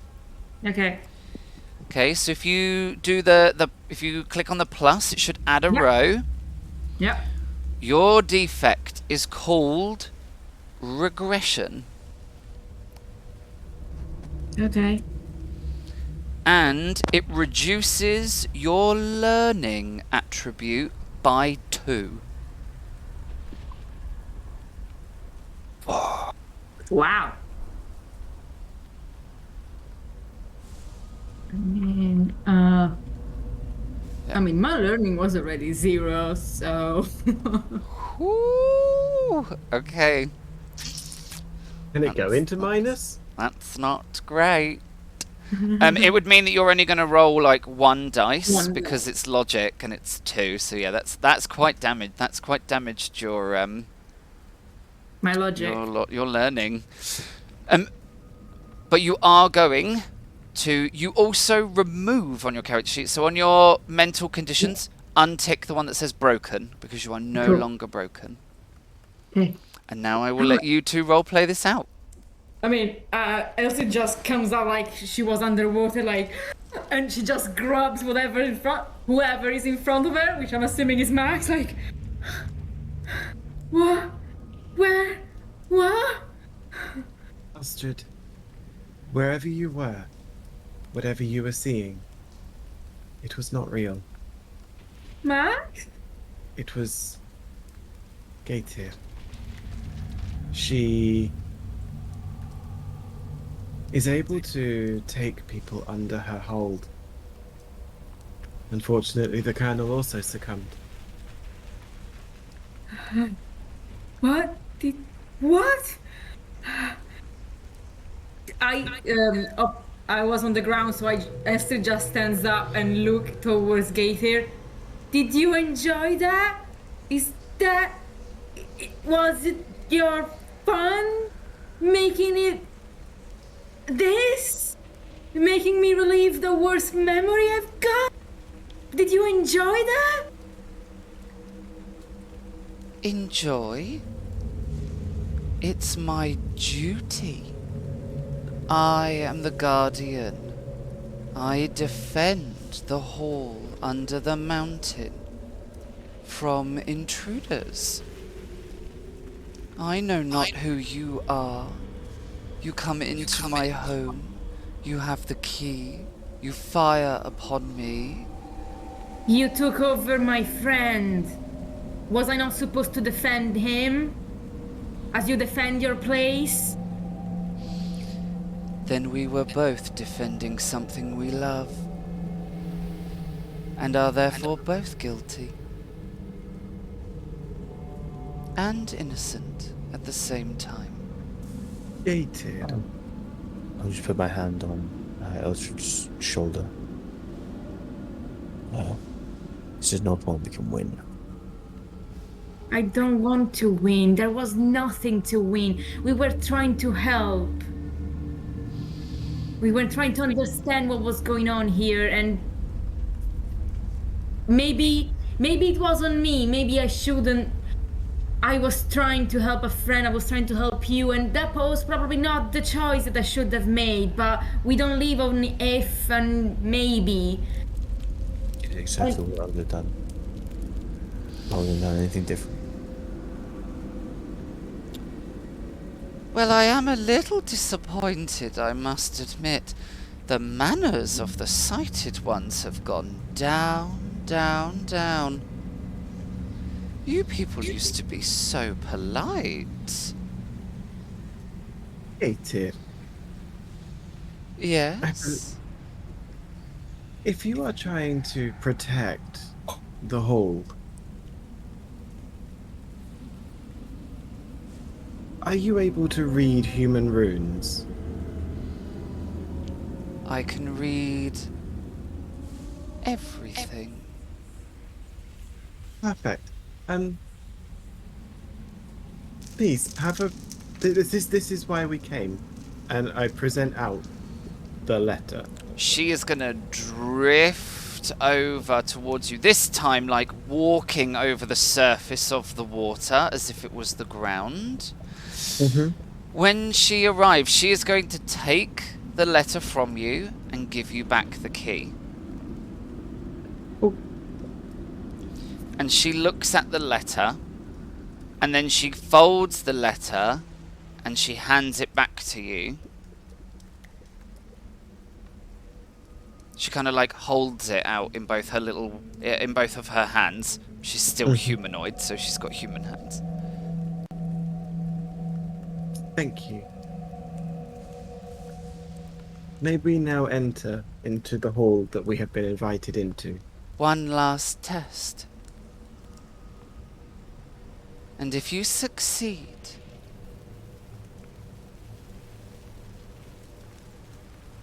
then you will discover a truth about yourselves. She turns and looks at the waterfall, and she does a motion with her hands as if she's opening a pair of curtains. And the waterfall obeys her command and parts. On the wall beyond, it is just a wall of stone and rock. Mm-hmm. And she looks over her shoulder at the three of you and she says, "If you can open the door, then you may enter. But be warned, if you cannot open the door,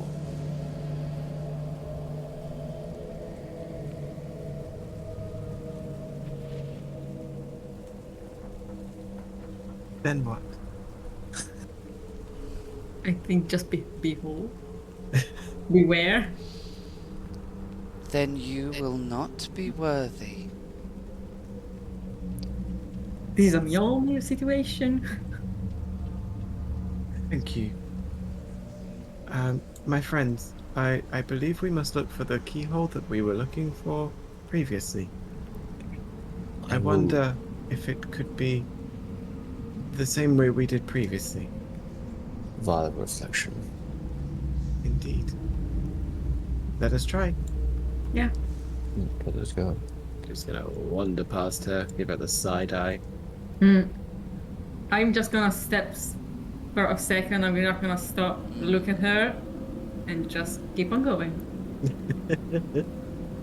Wade into the water. How deep is it? Actually, when you get right up to the waterfall, you realise it's not deep at all. And there is like a big stone platform that's right underneath where the water is cascading onto. And with the parting of the water, there's almost like a dry bridge that you can get to the wall. Okay. Is there any, like, puddle?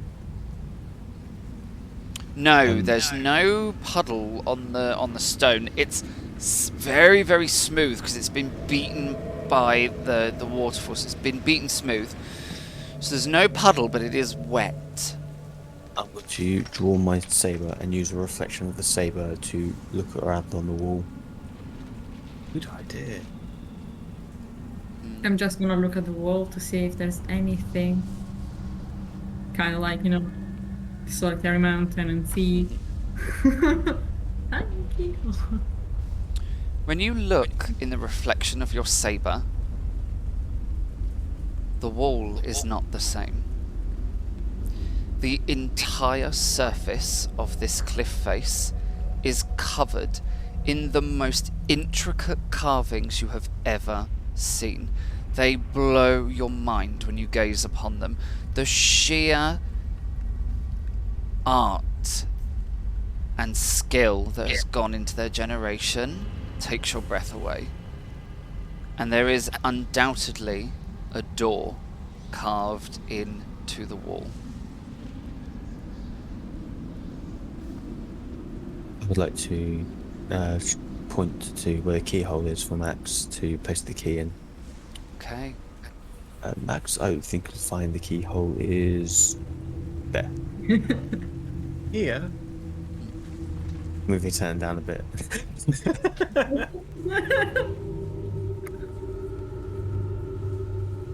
What rough fingers you have, Colonel.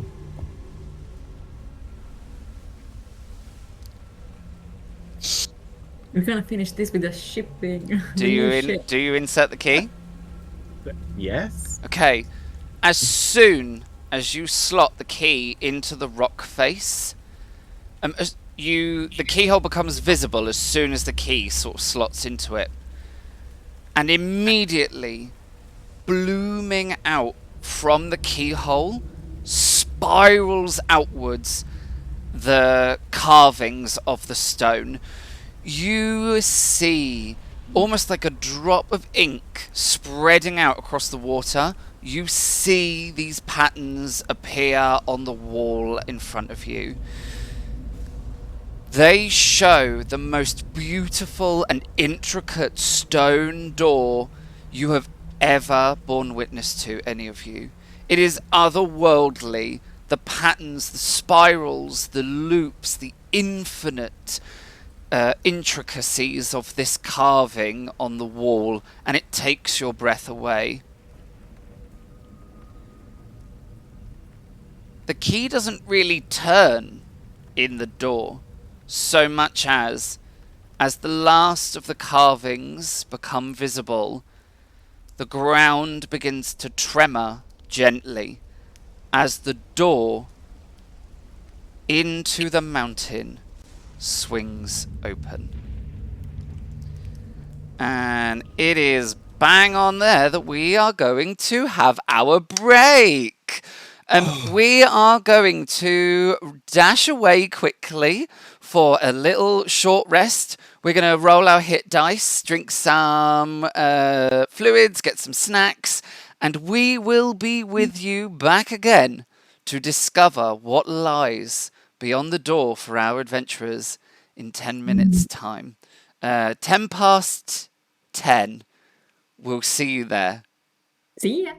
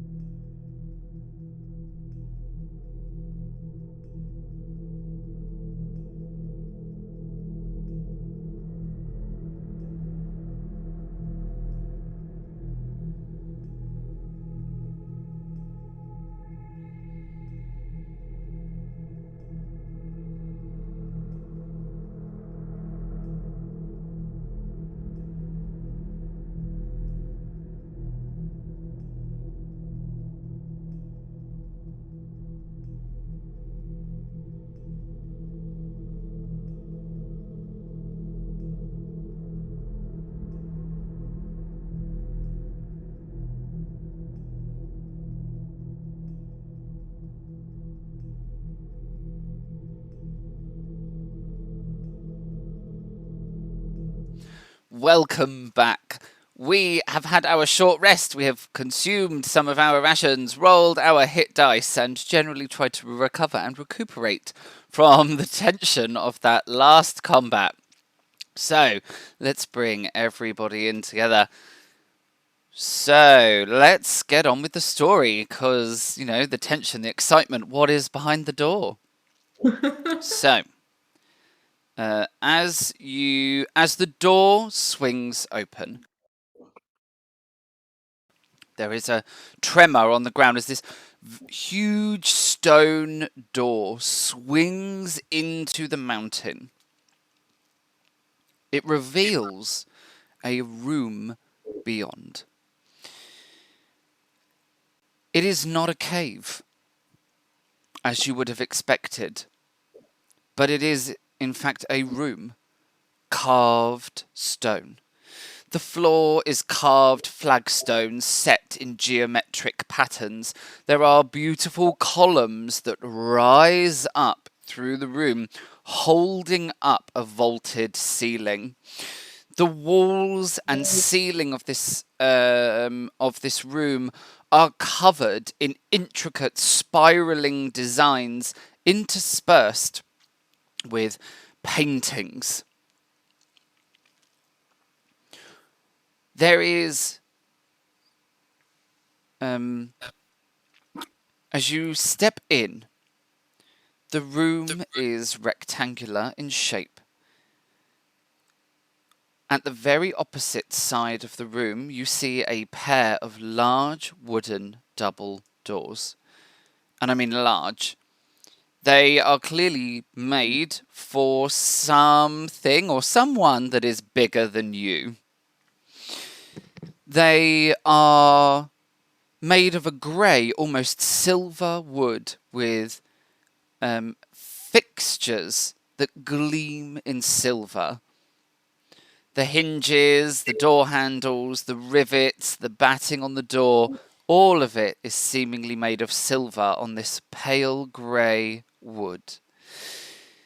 There are two columns that hold up the vaulted ceiling to this chamber, and on either side of the grand wooden doors, you see two large tables. The tables are made out of a very dark wood, contrasting with the grey and silver of the room. Set on each of the tables is a large, what can only be described as an urn.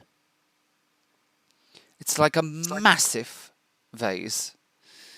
It is made out of crystal that ripples in blue and yellow and purple in clear, like a coloured quartz faceted with these blues and yellows.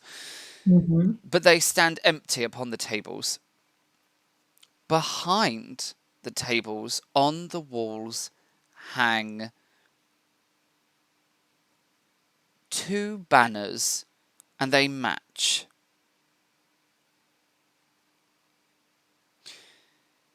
They are pure white. Emblazoned on them is a strange, spiraling symbol that looks very much like a troll cross. And it is jutting through the top of it are old runes. It is very quiet when you step into this room. You completely lose the sounds of the waterfall beyond. That sound vanishes completely. You are just stood in a very quiet, very beautiful and elegant room, chamber.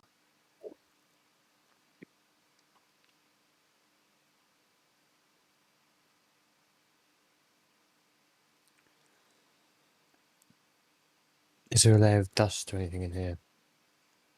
Was it all pretty clean? Yeah, no, there is a layer of dust. Does it look like any of it's been disturbed anywhere? Other than the dust that has been sort of pushed away for the opening of the door, no, everything seems to be completely untouched. Kind of looking on the side, and he goes, I very much doubt the kids are in here. Mm. Indeed. Would you like me to speak to Gætir again? Give that bitch for a little while. Let's move further in here. Yeah, Agreed. just explore here. Head towards the giant double doors. Okay. The double doors are not locked. They open when you push them, and they glide weightlessly on miracle hinges. They don't even creak or make a sound as they open.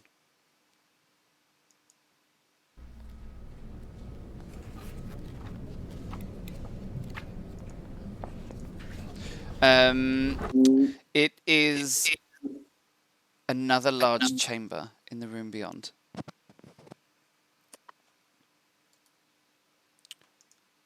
This one is even grander than the chamber that you had been in before. It is made in the same design. Vaulted ceiling, columns, flagstones in geometric shapes on the floor, the walls and ceiling covered in these spiraling carvings, interspaced with frescoes and paintings on the walls. But this chamber is large. It reminds each of you of a castle, almost. Like a castle's grand hall. Mm. The walls are lined with tables and chairs that have seemingly been pushed to the side to make space, and there is a carpet that runs the entire length of the chamber. There is a dais in the middle of the room, so it's What's the days? it's like steps that rise up out of the floor, and they are a couple of steps. And sat on this dais, on this raised platform, sat right in the center, there is a table.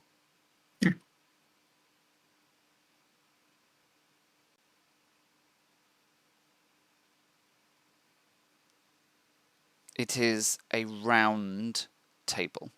And it's quite big. It looks like you could probably stand like 10 or 12 people round it. A round table? A round table. About 10 or 12 people could stand around it. And the same white banner with the troll cross and runes hangs down the hall. Mm.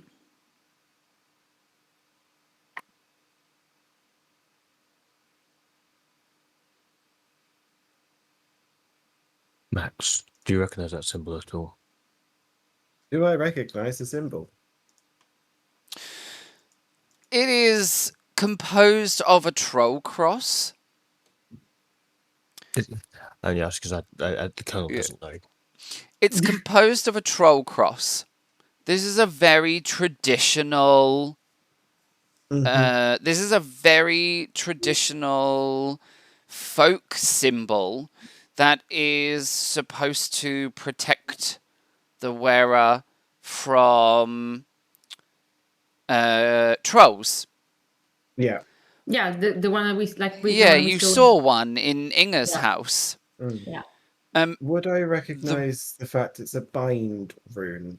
Yes, you would know. You would recognize that it is a bind rune, and therefore it clearly has got some very deep meaning built into it. Yeah. You would also, like, because of your occult studies, you would also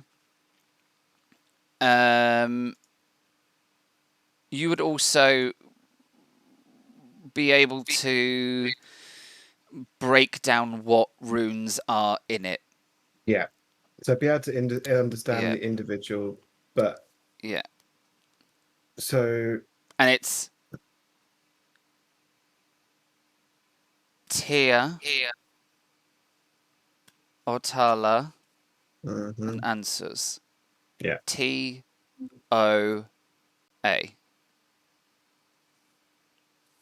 I recognize the individual components, but I've never seen them arranged like this. Hmm. What does it say? T-O-A or A-O-T.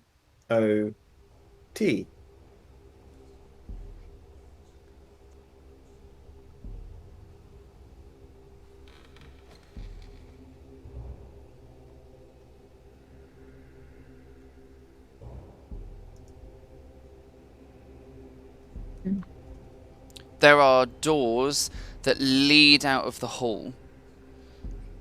Again, slightly oversized doors. And they lead out of this hall. Walking into this room, did it feel different? Was it just like stepping into a different room, or It's just like you just walked into this room. But you feel... Asking that question, I can describe it to you. You feel like you are 1,000 miles away from Helvette. 1,000 miles away from Gætir, from Espidal, and from that world.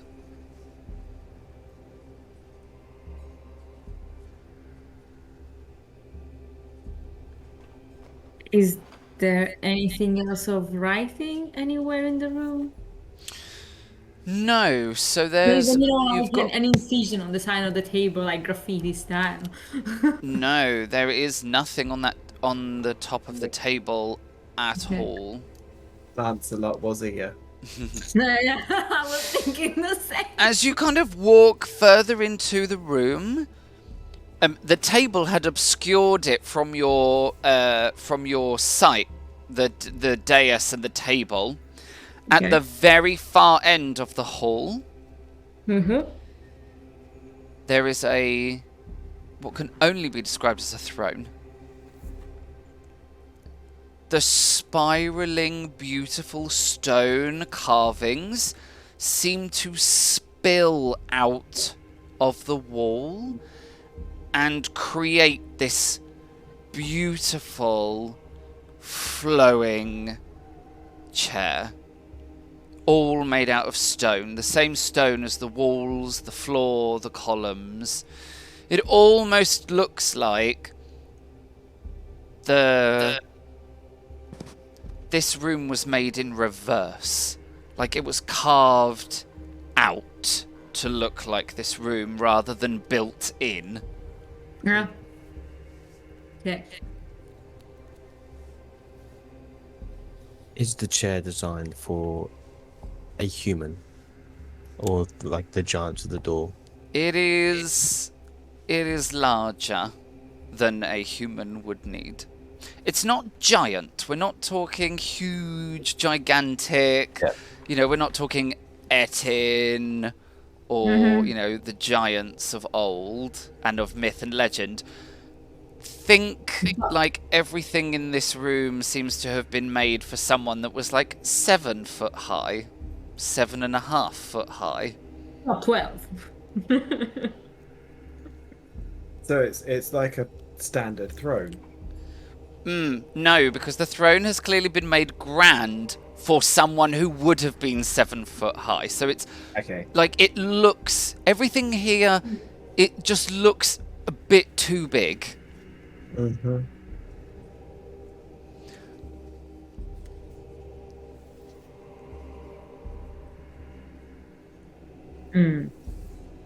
I'm trying to.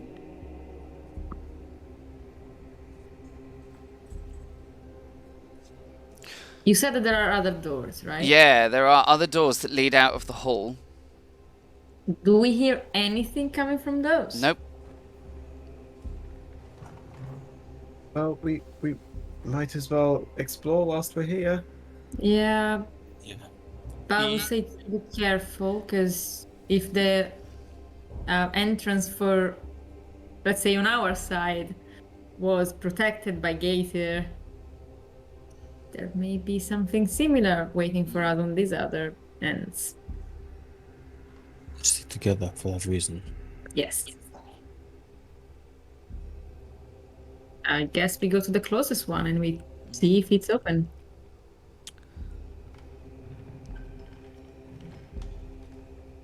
The first door is locked. Well, barred. Do we have the key? There's no keyhole. Oh. The door just doesn't open. I use my trick of getting the saber out and having a look to see if there's a keyhole. Yeah, there is. The reflection is exactly the same as what you can see with your own eyes. There is no keyhole. Wonder, is there enough room to slide the saber underneath, perhaps, to see what's on the other side? That's what I was going to suggest. You bob down and realise whoever made these doors, There is no space. there is... I mean, this door looks like it was made for this door hole. This doorway. It is precision work.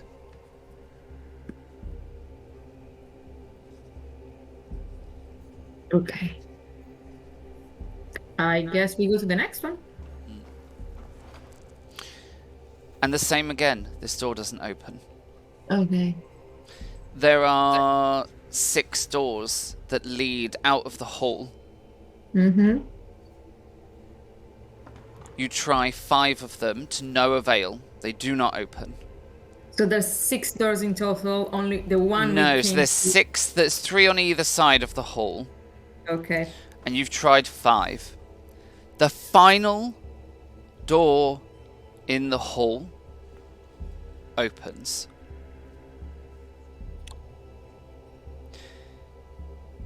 As it opens, there is a very strange moment where it's almost as if the corridor beyond isn't sure what it's supposed to be. For like a second. It kind of blurs and warps and writhes. But when the door opens, there is a corridor, and there are 3 doors that lead off this corridor. These doors are noticeably smaller than the rest. In fact, these doors look like they are perfectly created for humans. Mm-hmm. Do they look familiar? No. I vote door number 1. Let's see what's behind door number 1. Yep. It is a well-appointed bedroom. Looks cozy. The room has a bed, a wardrobe, a desk. There is an archway that leads into a room beyond that has a bathroom, complete with a stone bath. Everything is sized for humans.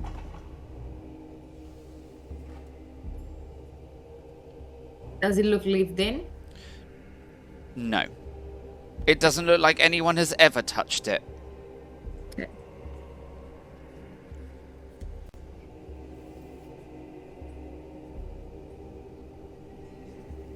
Are there windows? No. There What about are, on the sort of swirling carvings of all the walls, there are some frescoes. So there are gaps where they've decided not to carve and instead paint a picture Okay. of some description. In the first room that you get to, there is a single fresco painted in the bedroom. Mm-hmm. What does it look like? It is the ocean, or a sea. There are rolling waves painted beautifully. There are seagulls in a blue sky overhead with little clouds floating. And in this painting, off in the distance, there is land. The land is green and lush. White cliffs jut up out of the sea and are capped with lush, rolling green hills.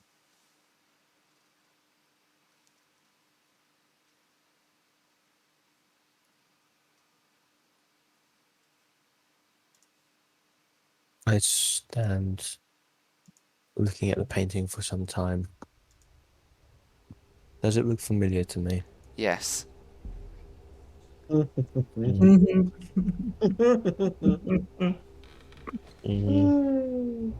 I see where this is going. Oh, so do I.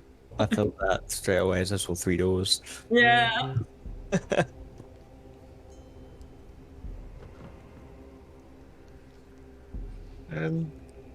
Should we check the next room? I think so. Do we need to move you from this room? The next room contains a dog bed.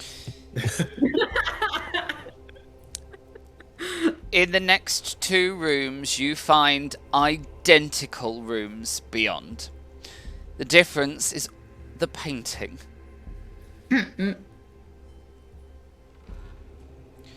One of the paintings is of a forest. It is a forest at twilight. There's like a little owl sitting on a branch of a tree. There is a white, beautiful deer among the tree trunks, squirrels, rabbits, the whole shebang. It's Aw. definitely forest. Yeah.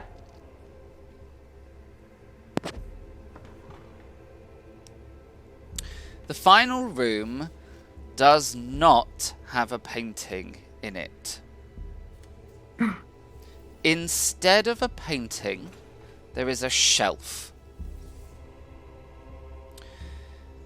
And there is only it's a wooden shelf, and on that shelf there is a small cushion.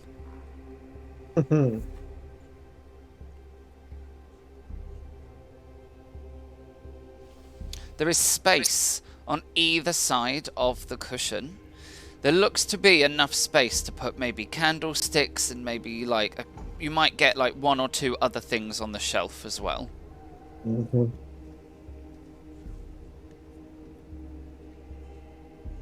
I'm almost beginning to feel like this corridor was waiting for us.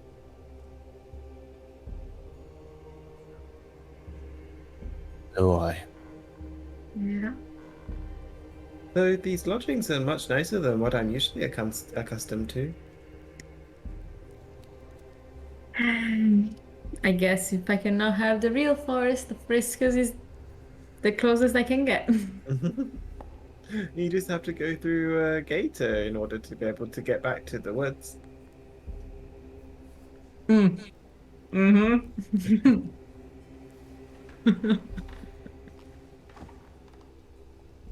Why? Speaking of which, perhaps we should ask her. Yeah. She seemed to know a lot more about us. Fine. I'm sure she'll behave this time. We won't give her a reason not to, I guess. I'll try my best. I might keep quiet for this one. Understandable.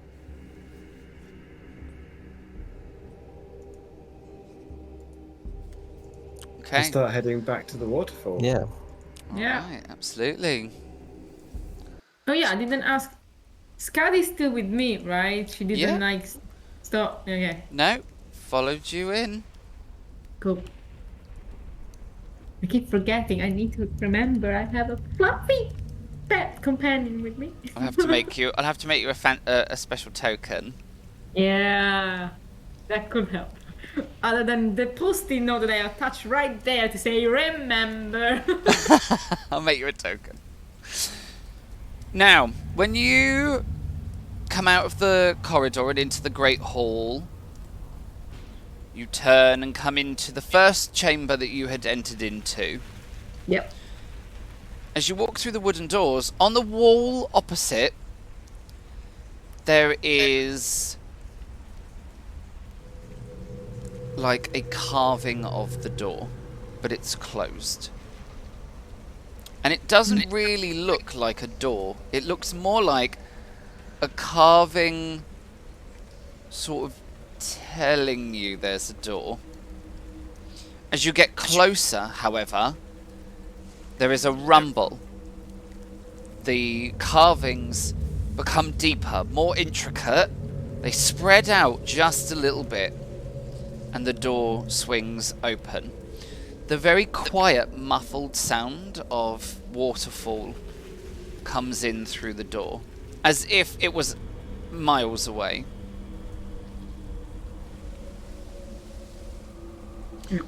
As soon as you step back into Helvette, the sounds of the thunderstorm, of the waterfall, of the pool, it all comes flooding back into full volume, as if you had been underwater and you had come up to the surface and could suddenly hear again. Mm-hmm. There is a gentle rumbling from behind you as the door closes shut.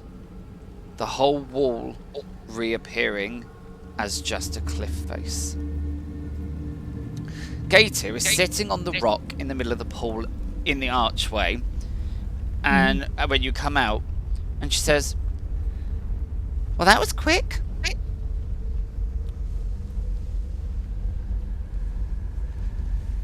I fear we may need your help. She smiles, and she says, "Of course. I'm So- always happy to help. Always." Come round to this side.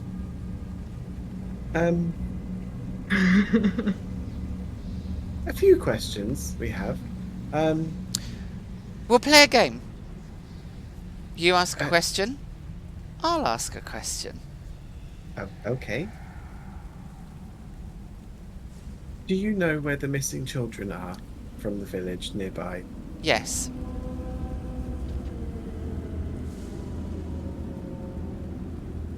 I believe it's your turn to ask a question. Oh.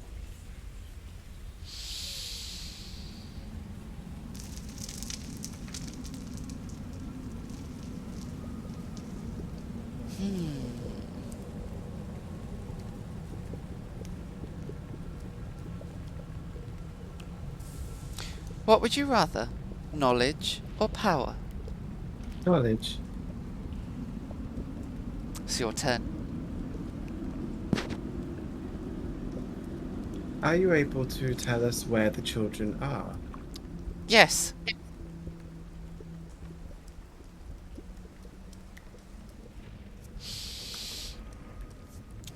Okay. Would you rather be reincarnated or live forever? Reincarnated. This is your turn. This is fun. Rather than saying yes, can you tell us where the children are? Of course. Positive. Oh. My turn. Ace Do you magic. know the difference between closed and open questions? Of course. Where are the children? Where are the children? Yes, exactly. Here. There. Everywhere. Nowhere.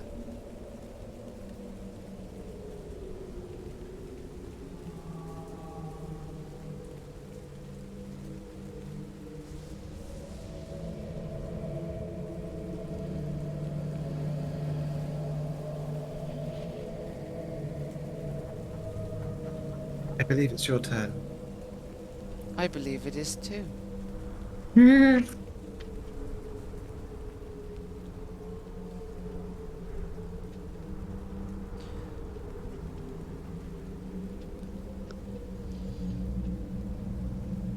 Why do you want to help them? It is our duty. And one of them is my friend's child.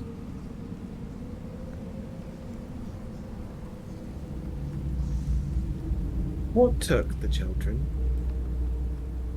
Oh, that's easy. I did.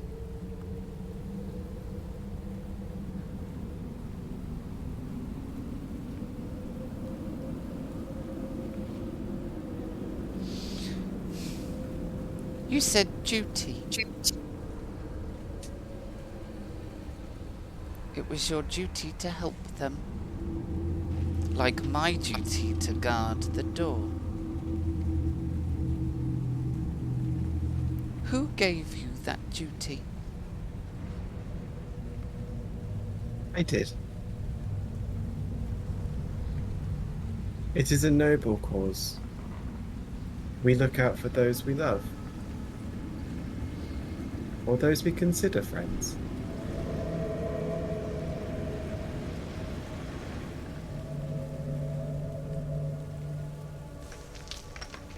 And you return the children. And Inga.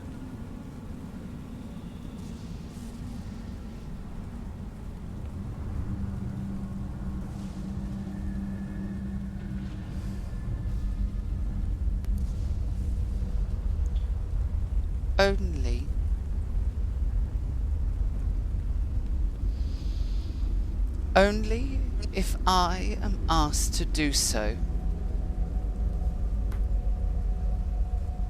by a member of the society.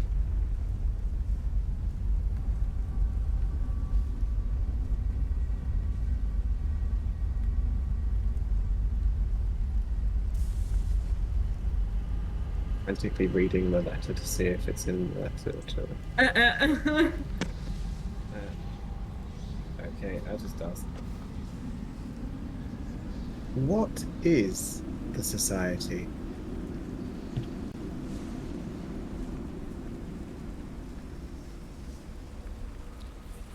It is a duty, a calling, to help those in need and those you love, to protect our world and yours.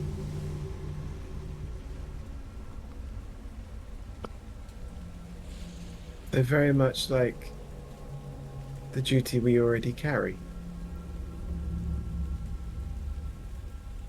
Turns to Elstrad. It's almost like we're already members.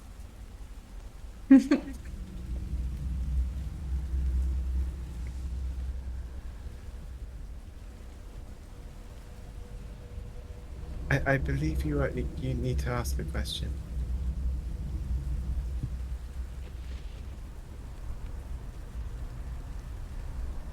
If you were given the chance, would you?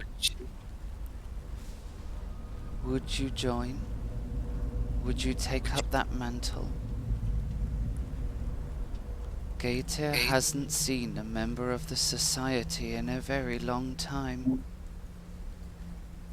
Gætir doesn't know where they are or what has happened to them.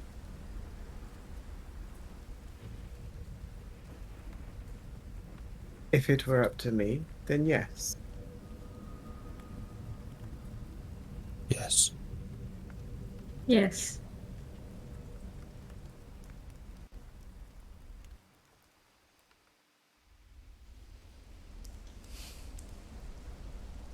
Well, I don't know how it works in the society. I just guard the door. But I miss them.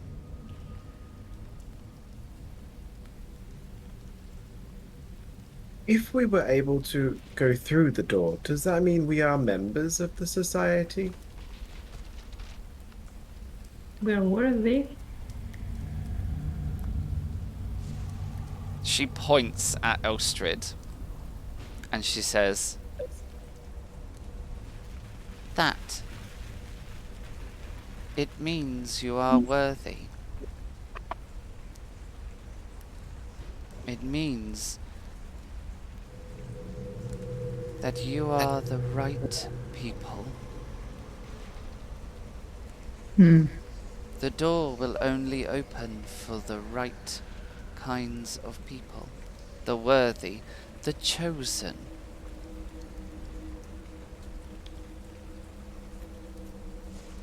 Oh, and us. That was the deal. Thanks.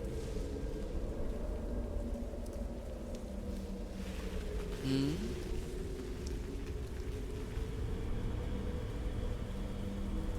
Yes. Who made that deal?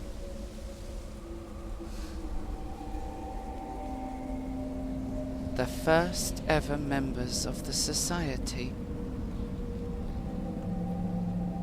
And the king of the mountain.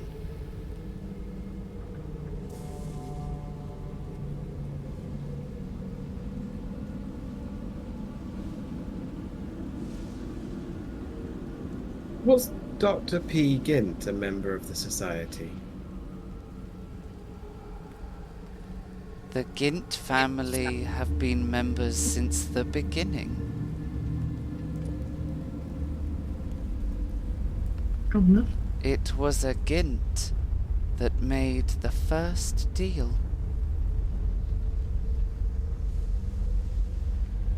Bloody Gints. Yeah.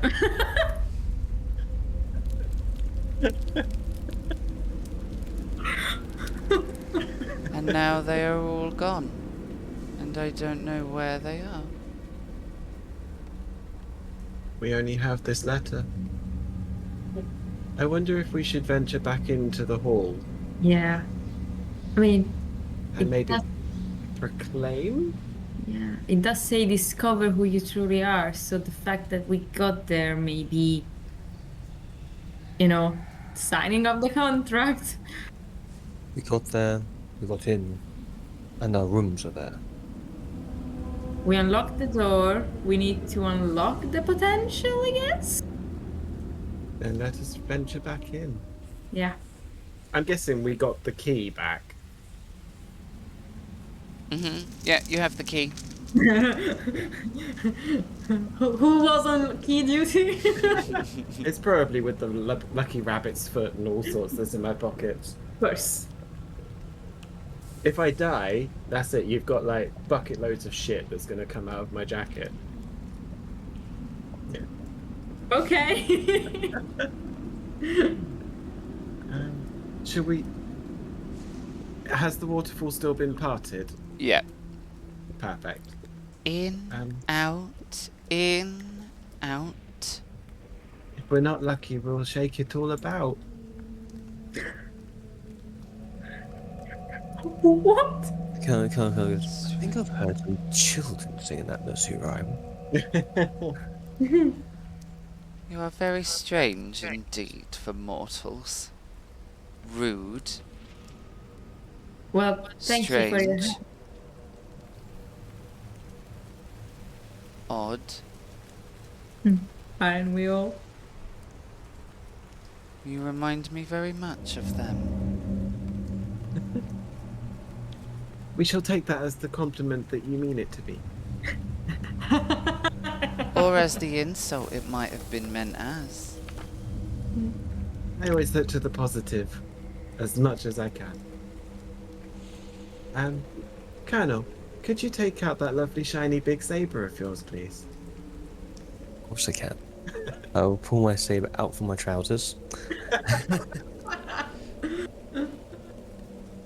While the guys are, dealing with the saber, I will look at Gætir and thank you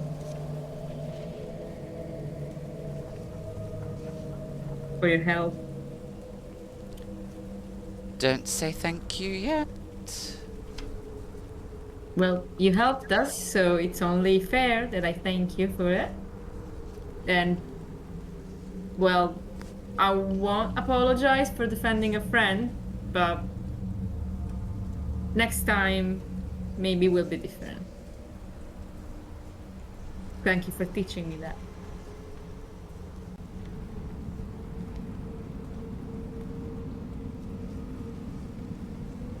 You're welcome. But I have also put you in terrible danger. And she kind of slinks off the rock and into the water as she says that she's put you in terrible danger. I mean, the duty of care usually comes with some downside. All of our arms turn into T-Rex arms. You can't pick anything up ever again. I'm already short! If you're happy and you know it, clap your... Oh. Oh. We'll unlock the door again Yeah, please. whilst we descend into chaos. More, yes.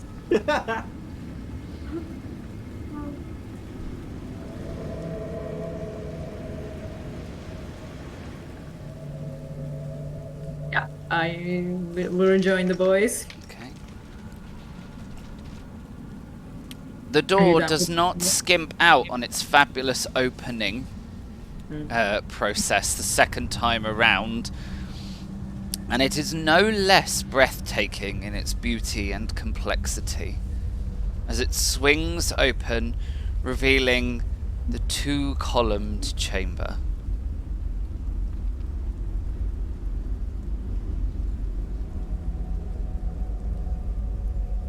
I think we might need to go through to that rather large round table. Yeah. Agree. I feel we may need to pick a seat. Maybe it has our name on it.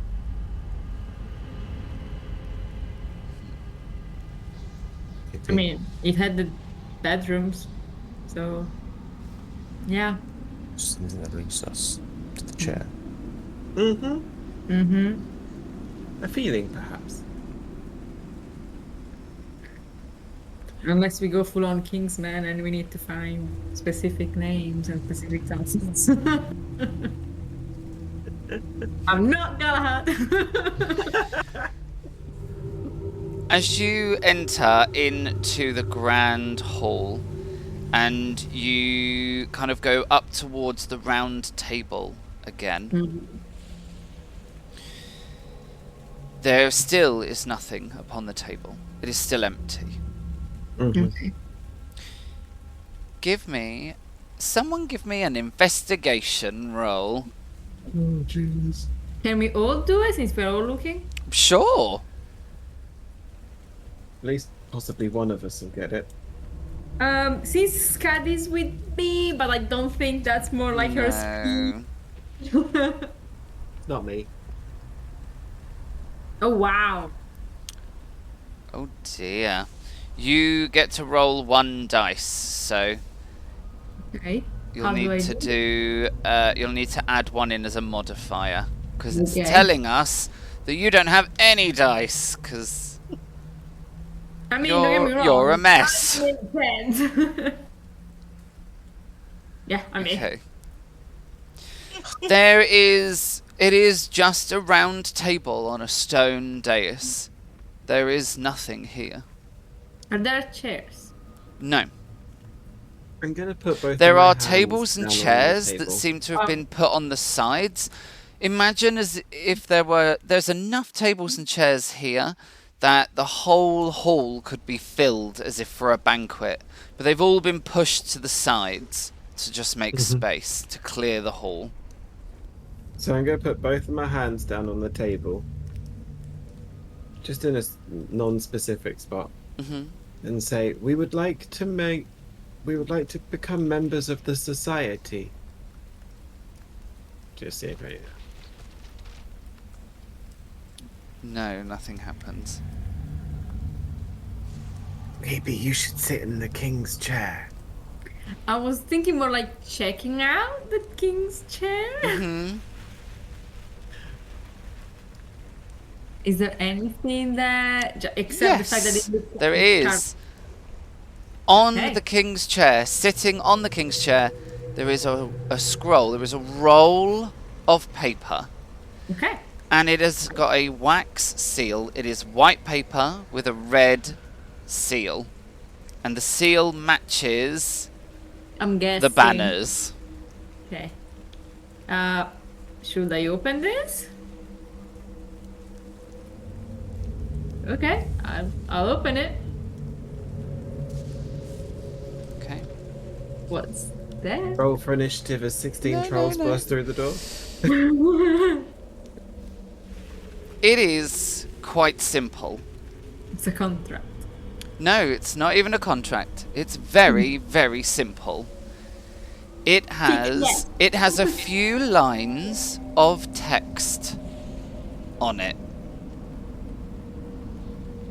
And the lines of text are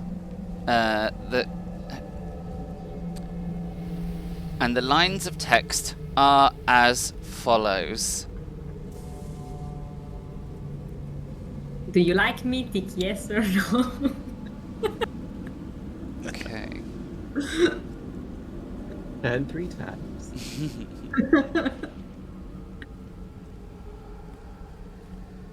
Okay.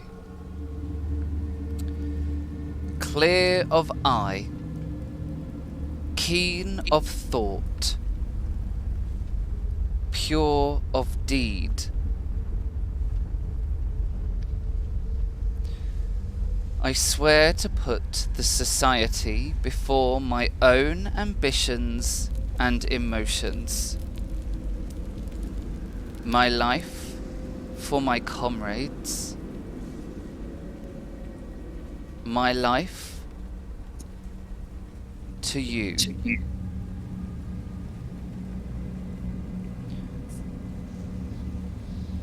For balance. And for peace.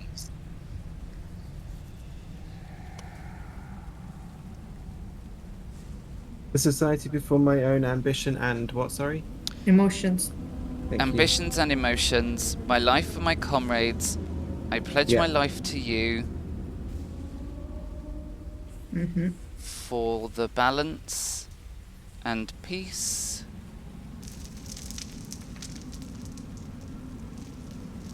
Between the other world and mine.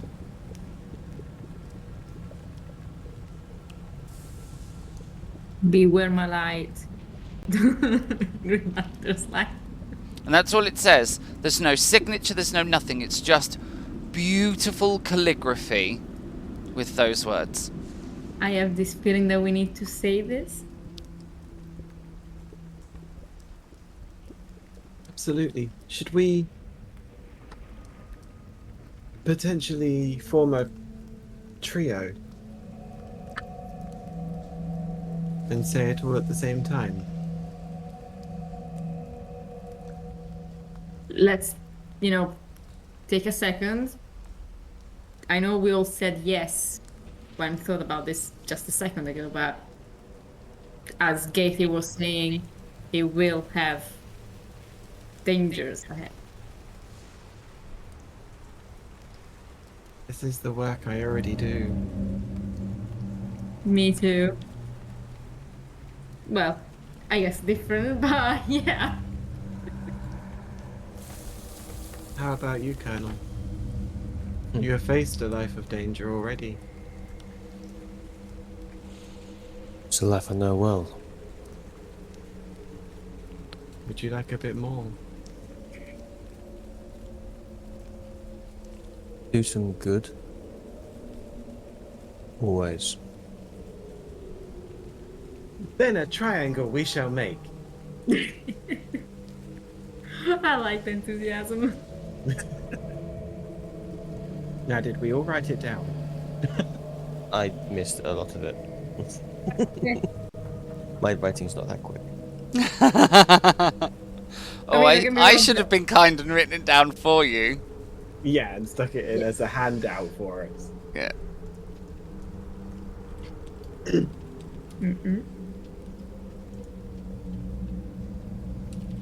To recite.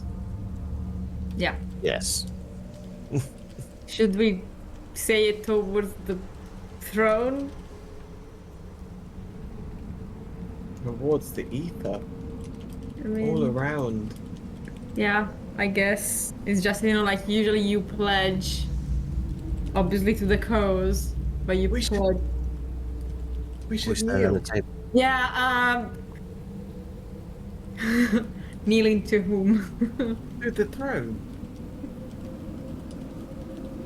You know, like Yeah, the knights of old. take out your saber again and we are just doing the thing. But then who would knight the colonel? No one here outranks him. That is fair. I feel we should do it standing around the table. Yeah. Pick a seat. Well, Is there seats? I mean, move a chair. I think we can just stay around the table and I don't know. Men in Black's one style dragging the. Yeah. It was still right. Oh, hello. Ah, Are we all ready? What? I gotta sneeze. And you're standing at the table, yeah? Yeah. yeah. 3, 2, 1. Clear of No, eye, I. keen of No, thought, pure of Indeed. deed. I swear to put the society before my own ambitions and motions. My life for my comrade. I pledge my life to you for the balance and peace between the other world And mine. and mine. mine. I love that Luke wrote dead. Yeah, there's a couple of spelling mistakes. I was typing that quick for you guys. Stop complaining. Okay. As your words ring out and fill the hall, there is a blurring at the edges of your vision. Okay. It's almost as if you are glimpsing... It's almost as if you are glimpsing something that isn't there. The room is full of all manner of shape of creature, of type of being. Okay. Humans, all mingling together. You can't make out anything, just shapes, almost like ghosts at the very corners of your vision. Your voices echo out through the chamber, and you are almost certain you hear 100 other voices saying the same words at the same time, your voices mingling in with them, forming a singular chorus that echoes through the hall and then fades away, leaving the three of you standing there, alone, just as you were before, in this empty, abandoned hall. I mean, I feel like the charmed ones when they Yeah, get I their power. Yeah. I am the sun and the air. A sound catches all of you off guard, and the three of you spin towards it. In the doorway between the hall and the two-columned entrance room, you see a woman. She stands there, dazed and a little confused. Is it Inga? Along with 5 little children who all equally look somewhat confused as to where they are and how they got there. This is all a dream. You will not remember any of this. As our adventurers are surprised at the appearance of Inga and the children of the village, they step down from the dais, step away from the table, and hurry towards the returned. This time finding them to be of mortal flesh and blood.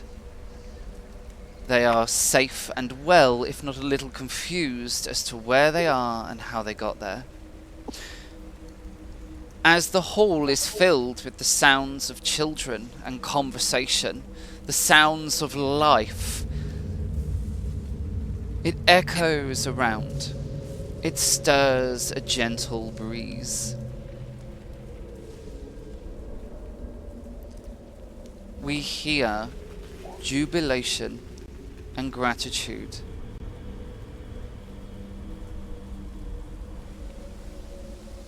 And spiraling outwards gently, in beautiful handwriting, appear 3 names on the table.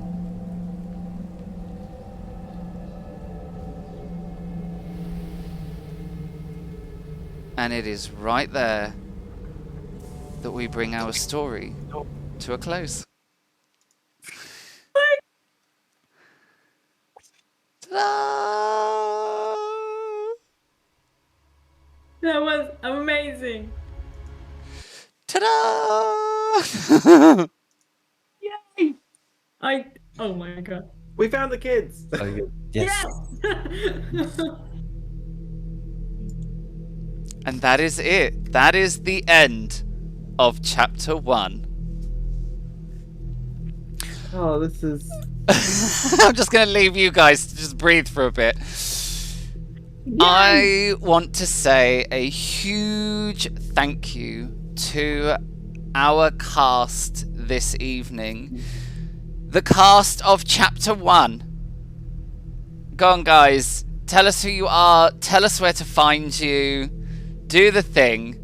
Jack, you go first. Yeah, so Jack, I just stream here with you guys.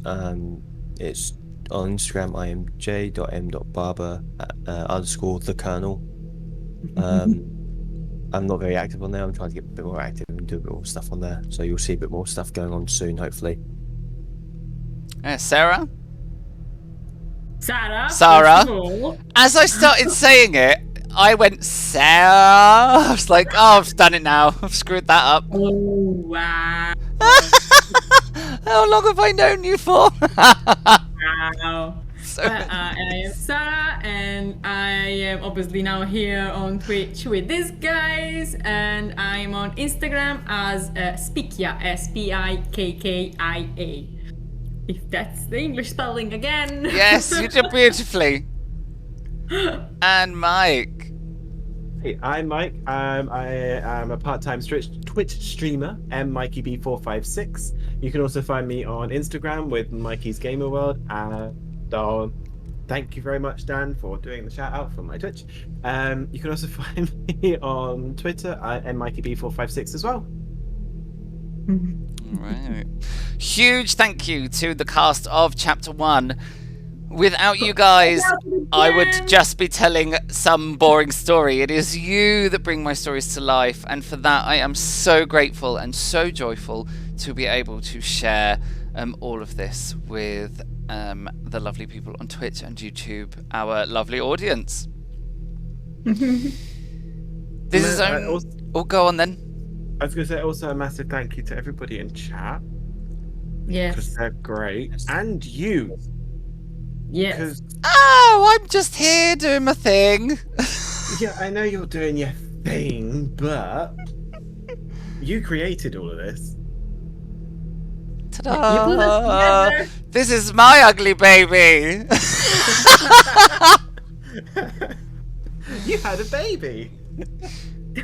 Yes. Well, thank you very much for everybody who has been involved. There's going to be a load of thanks coming when I get to the credit section. But before we get to all the thanks and the credits, this has been Chapter 1 of the Society. Chapter 2 is starting next week, where we will meet new cast members. Ooh.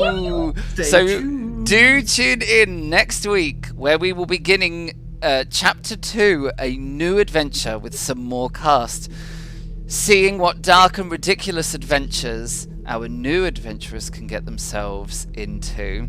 And they've got 27 minutes into a stream to try and beat with innuendo. Some sort of dreadful innuendo. But for now, we will say a huge thank you and goodbye to the fabulous cast of Chapter 1. And then we'll go over to the credit roll. Love you. So, credit roll time. We have a number of people that we want to say a huge thank you to for all the help that they have provided in resources and contributions that they have made towards the stream. The first and probably one of the most important for sure is Shusha for her amazing character art. All of the tokens that you saw all of the character tokens that you saw on the board on our VTT today were drawn by the amazing Shusha. You saw the artwork in the intro video. She has done character art for all of the cast. We're 3 down, there's still more to go, so next week do tune in to see more incredible art from Zhuzha. Head over to her Instagram, where she has been celebrating some of the art that she has done for the show and all the other amazing projects that she is doing. Johan Egerkrans is probably one of the most important people to say thank you to.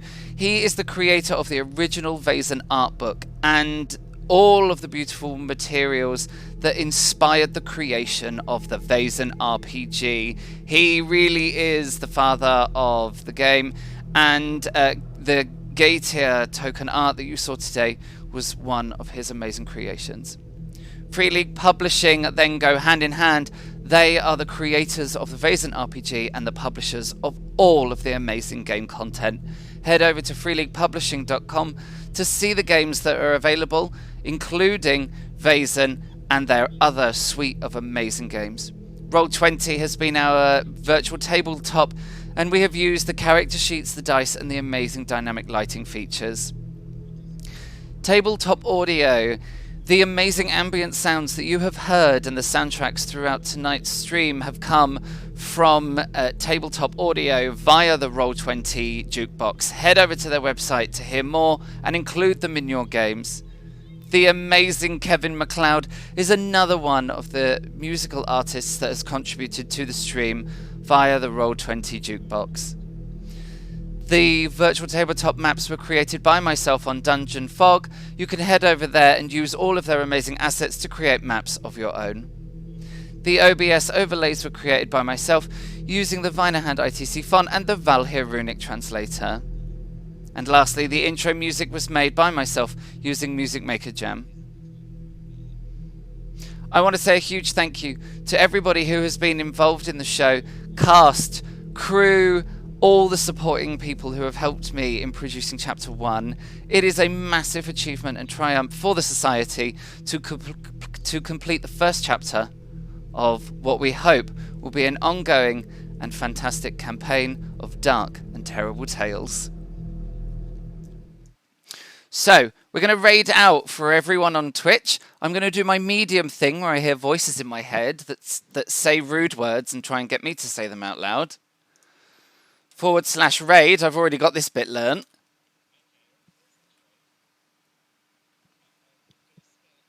You're going to, okay, spell away. Golf Echo. Hotel Echo. Well, I mean, this is already a dark place to be going. Gehenna. Gehenna Gaming.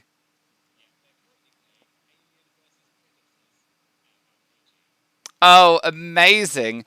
We are going to head over to Gehenna Gaming, who are currently streaming the Alien vs Predator RPG.